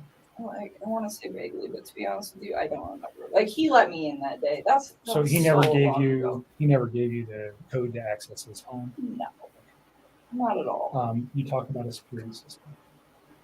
There was this camera on the front door. Was that just like what a Ring doorbell is? Wait, hold on. I just want to get right to it. It's very close, though, because she jumps him around so much. Okay. Yes. So I didn't know what room he was in. Okay, here. So what they do, they have the conversation we just listened to, Ara, and then Kevin Kobach asks about, do you know how he got into his house? And then somehow they get back to talking about him laying in the bed and the TV being on. So here it is. So I'm going to go back just to hear. I want to see if we can hear how they change the topic so quickly. There was this camera on the front door. Here we are. Was that just like what a Ring doorbell is that goes to your phone? I don't even know what it looked like. I only know that it existed either because A, I wasn't paying attention the first time I was over there, but B, because of all the stuff that's going on right now. That's the only reason I know Did you remember seeing any cameras anywhere in the house? No. Okay. Did he ever tell you about the alarm system or give you an access code to the alarm system? I wouldn't have asked for that. I wouldn't have wanted that anyways. Sorry to regress to that. No, you're Go okay. back to the phone call or where you noticed the television in the background of the phone call. Okay. Yeah. So I didn't know what room he was in, but I was just like, I just thought it was weird because he's always like, before I go to bed and I lay down, he's always like kind of trying to do the same thing. We just talk. It's like a really chill thing till one of us was about to pass out, and then that's like the end of it. But it was strange because I was like, the TV's on. I remember I was thinking, I was like, maybe he's waiting up for her. Maybe he's waiting up for her. I've never put that together. Wow. Yeah. Yep. Here, listen to it. Like, maybe not. I didn't know. It wasn't something that like alerted me. Which means it was something that really alerted me. Totally. Yes. Exactly. Standard operation Because it's something different than a standard operation. Let's see if she said anything else about it. procedure. Because whether his wife is home or she's gone, he's always got kind of like the standard. And as we know, she was only home for a total of 3 nights during the course of their relationship, if we go by their timeline, because the rest of the time she was in North Carolina. Just further proving that this woman is full of bullshit. Pardon my French. Exactly. Oh, man. Very good catch. Let's go check out what Cece's talking about now. Let's see. I started that comment. So Cece is telling us about some kind of crazy eye flinching, which I totally believe at 1:56 and 28 seconds. So we're close to it. Let's go travel down that road and see what other kind of weird stuff we can find. All right. So I'm going to start at 1:56 in case our versions are a little bit off. Here we go. So we didn't talk too much. Like I said, didn't put too much thought into it. It happens all the time. Waited till about 3:45, then sent that text to me. And yes, he does know that I will be home at that point. Or getting home. Did you give Mark Jim's information? No, I would really not like to involve him in this. He does not know about this. He doesn't know any of this is occurring. Okay. Like I was So literally he knows certainly through the media that something's occurred. Yeah, he's with out of Chris. town. He's probably has Okay. no idea. He doesn't know Okay. who Chris is. Like he's not. I do not know. So he's just a friend of yours. Yes. He does that not was need to be coming to dragged your into this. apartment and doesn't know anything about Chris. Does he know anything about No, Chris? Okay. nothing. Absolutely And not. we've known Jim for Yeah. years and years. You're not dating him or anything like that. No, he's like one of my very good friends. Like my dad knows him. He's a great guy. He works out of state a lot, so when he's in town, we hang out. But when he's in town and he's off of work to save time, so I give him the key to my house. 1, because I trust him and he's one of my best friends, and 2, Doesn't he live there? because No. sometimes he will just meet me there because I'll be like, hey, I'm getting off of work, and then if I get stuck in traffic or something, he ends up like sitting outside of my apartment waiting for me to get off of work. So I'm like, here's a key, and like my dog loves him and stuff. So no, he's not. So he's just involved family with it. friend. Yes, I don't. The even only want reason to I be asked, dragged into this. And I'm not really concerned about your location. I think we already have your cell phone records. At some point, did Mark ask you to supply? Did they ask for consent to get cell phone records? That'll probably be done by warrant. If we Isn't wanted, that what you just did? nope. What I'm talking about is your She's like, oh shit, take a drink. by GPS or by cell phone tower to show where you were. Obviously, and I don't want to cause you concern. We want to know where you were that day too. You're dating a man who did some egregious stuff, and we want to show that you were never near him that day. Period. I mean, you guys So- can track my No, yeah, I stuff. mean that was something we will have to get a warrant for, anyways. I'm just saying, if we asked for it, would you have any Yeah, objections to that? No, you can have Right. it. So, I'm a pretty boring person. I well, don't it sounds go like too you many just went to places. work that day, and then you came home and you were there at 3:45. Yeah, like on give or Monday. take like 5 Yeah, minutes. whatever. But yeah, so 3:45. I meet Jim there. Here comes And the so next Jim version. is understand from an investigative point, he could be a person who could say, yeah, I was there at 3:45. He doesn't know Chris. He doesn't know anything. He could say with one phone call, yeah, she came in at 3:45. Done. Totally. Do you know what I'm saying? And I don't have to ask anything more than, hi, Chris, my name's Kevin. Or Jim. And I'm not saying you have to give it to you. Just leave Jim But alone. if Jim does at not need some to be wrapped point- up in this. If at some point I needed Jim's info to, let's say we couldn't find your phone records, would you You tell me can who have Jim them. is? I will give them to you. She would Would you rather tell me give who phone Jim was if records they than couldn't You Jim. had to. Yeah. I don't really want to involve him in this, so it's not fair to him. Why is That's Jim not- so important? If I do not have to. Oh, do that she That's just fine. gave the Satan look. Yeah. So, anyways, Chris was like, "Call me." And this is the 3:45 text. Yeah, he sent me like a few. I think there was 3 of them, and I don't remember what the other one said, but something about like. Okay, I don't know if let me see what Cece says. So did I miss it, Cece? So she says, Kelly, NK's crazy eye movements. Let's see. Timestamp 8/16, 1:56:28. When NK talks about Jim, he does not, I do not. Oh, you caught this only on the big screen. Okay, you know what I'm gonna do? I'm gonna check it out on my television after this because I can't like watch this on my TV while I'm doing this. There are all kinds of crazy things will happen, and then the spirits of NK will come and overtake my bunnies, and it'll be really bad.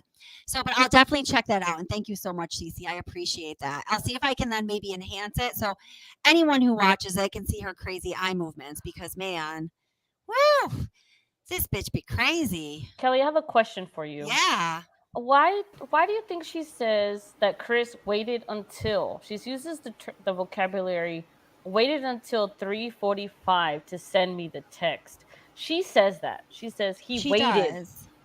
Yeah, let's listen to that again. And Rosie, thank you so much for becoming a member, by the way. And I'm really glad you made it here this evening. Thank you, sweetheart. Oh, thanks. Rosie. Let's listen to this again. And now this all ties into, okay, when we listened to the redacted portion of the August 21st interview that I put out last week or something, we talked about last week or something, and she talks about talking to Chris during the day on Monday, the day that the family was murdered, when she at other times says that they didn't talk. This all ties into that as well. But yeah, let's listen to what she has to say here. So I'm going to try to go back to that spot. Let's see if I can get it. All right. So we didn't talk too much. Like I said, didn't put too much thought into it. It happens all the time. Waited till about 3:45, then sent that text to me. Huh, that's interesting. Oh, wow, Ara. Wait a minute. Let me play that again. Hold it. I know my Ara. I know what she's talking about. Let's see if other people. Why do you think Ara picked this up as being important? Really good catch. Man, you're good. All right, guys, listen. We're talking about when she said waited till 3:45. Listen. Please put in chat why you think this is a problem. So we didn't talk too much. Like I said, didn't put too much thought into it. It happens all the time. Waited till about 3:45, then sent that text to me. And Rose, what do you think? Waited until 3:45 and then he sent that text to me? Yeah. And what was the specific text? Well, okay, let's listen That to his family was missing. That his Yeah. family was not home. Right. Something to that matter. Yeah. Waited until 3:45. Right? So, okay, how I'm reading this, in case you guys are like, what are they talking about? I think many of you is why would you say he waited until 3:45? So this is only the 16th. So she really doesn't know like too many details about what happened yet. It's the 16th. The details are still coming out. So unless she knew what time things went down, why would she characterize Chris as waiting until 3:45 to send her a text? Welcome to my brain. No, that's great. No, That's good. That's a weird one. That's wild. Yeah, I think so too. Yeah, right? I can't wait to watch a video that you're gonna make. I want to see what you think, because you are more psychology based. I was just like, that doesn't sound right. No, it Waited? doesn't sound right. I've got a muse on this one, but people in the chat are definitely saying, "Oh yeah, that's like weird." Yeah. Huh. Wow. That's a really good catch. Wow. Yes, arms crossed, definitely defensive. Her body language is spilling all over the place here with tells. Wow, that was great. Yeah. Nilda just says she knew, and we forgive your all caps, Nilda. You deserve all caps there. Yeah. V Marshy one says great catch. That is telling. Whoops. Yeah. Wow. It's not the fact that she used past tense. It's the fact that she describes that he waited. That there was some waiting. She realized that he chose a time. Yeah. Like as if she knows more of some sort of plan or I think so. Situation. I think that's what it is. That the plan was, don't call me until I'm home around such and such a time to confirm where she was. Right. Yeah. And that's why she would not need Jim. Right. That's right. Yeah. That's right. So leave Jim alone. Because I have a text from Chris, and that text will ping off of my apartment. So leave Jim alone. Got this all planned out, man. Leave it alone. Exactly. Wow. Yeah. Jeez. That's really interesting. So Kelly Higgins asked, I wonder what time of death is written on the autopsies. Kelly, interestingly enough, in no version of the autopsies is a time of death declared. Isn't that rather strange, Rose? It is. And that's the first I've ever seen it like that. Because you can usually tell from stomach contents, right? The time of death, even if, right? Yeah. And other than the sludge in the Celeste, in Bella, there were empty stomachs. So I just think with the elements and how bad the decomp was, yet the rigor, I just think it was a lot of factors that went into it that it would be difficult to give it an accurate time, unfortunately. Okay. Yeah. All right. Yeah. All right, let's go back to so the interview. So when she says Chris waited until 3:45, I went back about, I don't know, a minute 45 just to give it a context. Let's just listen to what is said leading up to that, okay? Mm-hmm. Busy, so I don't know what's up with that, but that's when he sends that to me, and so you're saying that he would have known that you would have had your phone. Wait a minute, we gotta go back a little more. Right, you see? Right there he says he would have known that you would have had, and she's like, yeah. Let's go back a little more. Yeah, this is good. Like said some other stuff, which I'm sure you will find in my text. What he said, I don't know. I'm sure you will find in my text, and you better go read them because we plan to set up my alibi. Yep. It wasn't obviously anything that was like alerting to me. Uh-huh. That's what I'm saying. Like at this point, like I remember really key things, but if it's like a conversation that I'm like, I don't remember exactly what was discussed, because it was probably just it means it's because I don't want to tell you guys what was discussed, right? Yeah, exactly. Bullshit. Like just talking to each other. Yeah. Small talk stuff. Yeah. What's your favorite color? But I remember he was busy that day and we didn't talk that much. And then I was busy that day. I clocked out at 3 is what my time card says. That's what I was showing. And I'm making sure to mention this, but you will never ever find a record of me clocking in, and none of the YouTube sleuths can even find that damn record. But she doesn't say I clocked out. She says my time card says this. This is what it was showing. She doesn't actually own it. That very unnatural language. Good catch. I didn't even catch that. Very good. That's good. Mark the other day, and I got home to go meet my buddy. One of my good friends was coming over my house, and he actually has a key to my house, so he was actually there when I got there. And Who's that? My friend Jim. And so Jim came over, and She I says got came home, over. He was there. He had just walked in the door, and I mean, I remember, briefly after he got there, I checked my texts. After he got there. I met up with Jim. I glanced at my texts. See? And Chris said something about my family's not home, or my wife and kids aren't home, something to that effect. And I told Mark, because he asked me for a time, and I don't have an exact time, but I remember it was right after I walked. That was a text message though. Yeah, it's in a text, and it's it was briefly after I walked in the door. So based off how long it takes me to get home from work and when I clocked out, it's probably about 3:45 p.m. Texts me and tells me that, and he knows when I get off of work too, so he doesn't always be busy. So I don't know what's up with that, but that's when he sends that to me. And So you're saying that he would have known that you would have had your phone available to you and not been at work when he sent you that text message. That's what I'm trying to say. So looking back at it, you think it was purposefully sent at that time? I'm sure. I'm just asking your feeling. Boom. And then he started calling me. He knows. Perfect knows. He He's knows. smarter than I realized. Exactly. He's smarter than we think he is. Oh, pull back. I lost all hope for you until Anna came along. That's Wow. that's wild. He knew. Good catch, Ara. Seriously. Wow. Hey, Jesus, unreal. Oh my gosh. That is unreal. It's unreal. Wow. That's pretty insane, man. That's a good. Tell us some other secrets you know, Ara. Keep playing it and I will. Okay, I will. All right, I'm looking for something in Discovery here. So, whoops. No other communication between you and him that morning on Monday morning. Well, at all. there was, but it was random. But nothing about this event. No. About my wife's missing or No. Anything. Nothing. Okay. Nothing. And you knew he wasn't coming to the office because he had told you that Sunday night. And also, Yeah, and then he goes, and so they're hold only on. in the office. Go ahead, hon. this whole time when she's talking in this conversation, it's the time where she touches her neck the most. Yeah, definitely. Just FYI. Okay, Yeah. awesome. Okay, that's good to know. Because we have identified, I've identified that as being two things, but let's watch here. Office for the morning. Right. Some days it's longer than others, but I would say by a maximum of 7:30 every single morning they are all gone, and they don't come back unless they have a meeting or something that they have to attend. So not seeing him for the rest of the day is not an unnormal thing. Okay. But I'm saying we don't really. The only reason we interact was kind of by an off chance thing. I don't work with him.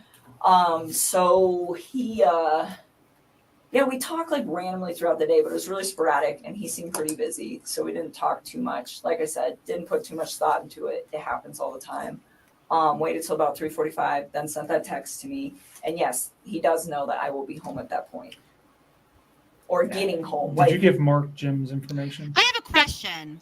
So I'm looking. Oh, never mind. It's a different day. Never mind. Go ahead. No, I would really not like to involve him in this. He does not know about this. He was not. He doesn't know any of this is occurring. Okay. I was So literally he knows certainly through the media that something's occurred. Yeah, he's with Chris. out of town. He's probably has Okay. no idea. He doesn't know This who Chris part is. also he's doesn't not, make I do sense. not know. So he's just Okay. a friend of yours Yes. um, He does that not was need to coming be to your dragged into apartment and doesn't know anything about Chris. Does he know anything this. about Chris? No, Okay. nothing. Absolutely And we've not. known Jim for Yeah. years and years. You're not dating him or anything like that. No, It's just a he's friend. one of my very good friends. My dad knows him. He's a great guy. He works out of state a lot, so when he's in town, I bet it's we hang stressful out, to have but to when he's in explain your town, booty he's off of call. work. What's that? I bet it's stressful to have to explain a booty call. I bet it is stressful to have to explain a booty call. Let me show you this really quickly, though, guys, because, she says they both concede, Nicole Kessinger and the investigator both concede that Chris Watts sent that text around, 3:45 p.m. on Monday, August 13th. But, I've told you guys before that Nicole Kessinger appears all over the Discovery until Sunday, the day before the murders. Then she's gone.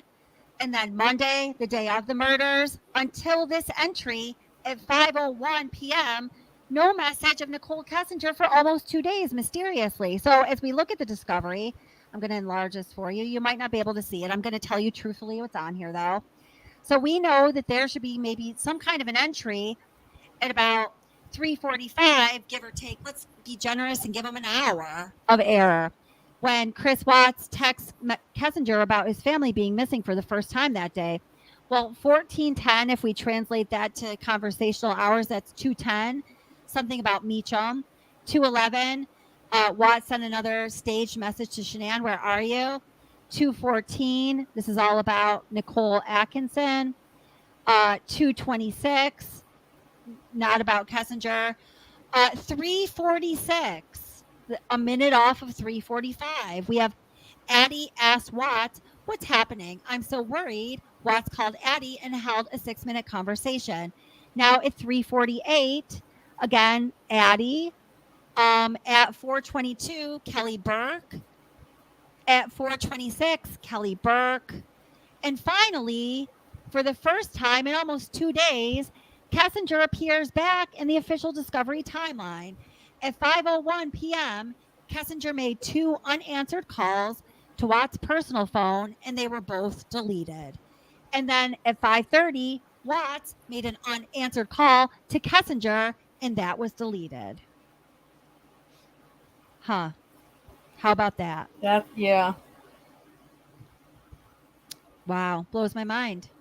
I know. I'm like, I don't even know where my mind is all over the place now with so much that we've heard and all of that. It sounds like there was more planning that is being led on. Either I'm not saying that she had a part in it.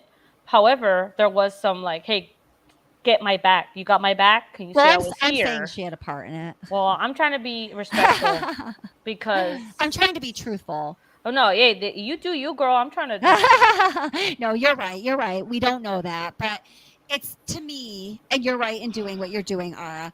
To me, with even the new things you're introducing to us right now that I or no one else I know had found, but Ara brought to us, it's just looking more and more like incriminating information time and time and time again. Mm-hmm.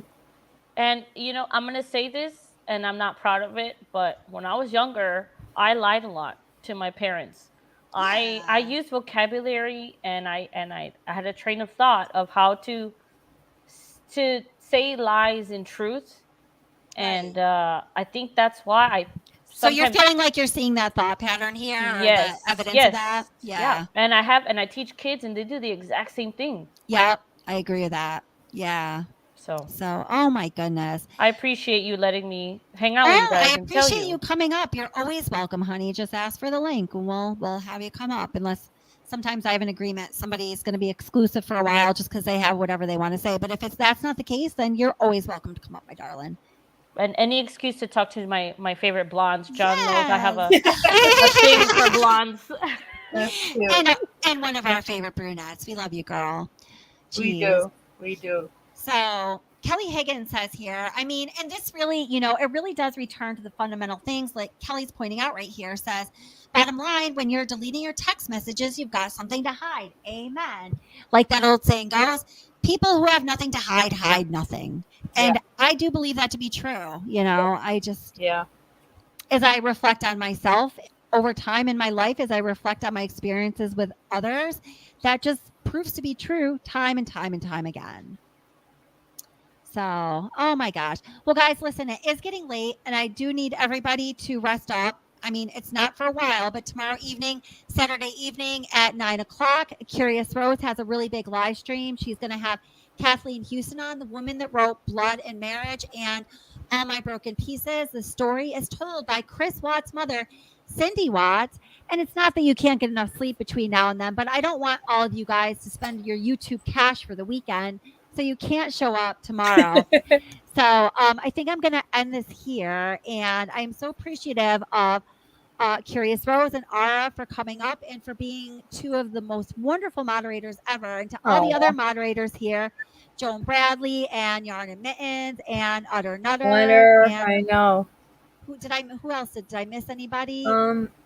We're on a chat, Kelly. Don't worry. I We're- no, I Okay. think we're all good. You got Yeah. everybody here tonight. I Yeah. think I did. Yeah. Well, thank you guys so much. And also for those of you that come here regularly and you feel like you're part of the community, I do want to bring a couple other moderators on so these guys don't feel overtaxed, because there's like 5 or 6 people that, you know, are continually moderating. We have a few moderators that just don't so much anymore, and that's totally okay. But these guys, I just want to be able to have a break when they need it. So if you are interested in moderating, or if you want to let me know about somebody that you think would make a great moderator, please email me at wattsobsession@gmail.com. And this time what I'm going to do is toss that to my existing moderators and see who they think we should bring on. So there's my email address right there. Yeah. And chances are we would love to have you. So yeah.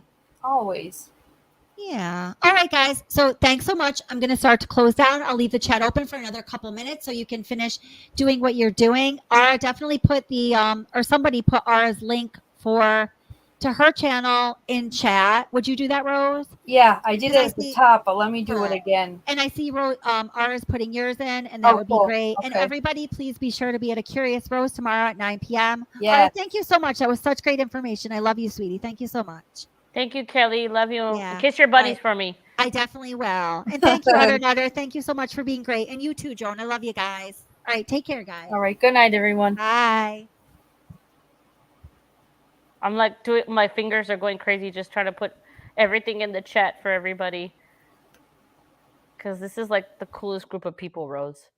I can help out too. Do you want me to? Is there anything you want me to put in there? I'll put you guys in there a couple times too. I got you. I got you. I think Rose already went down, so I'm going to Okay. remove myself. So I'll see you tomorrow, Arda. Good Thank you so night. much for the information. Yes, ma'am. Bye. Oh, and everybody on your way out, please hit like and make sure you've hit that bell to get future notifications. And thank you so much for being here.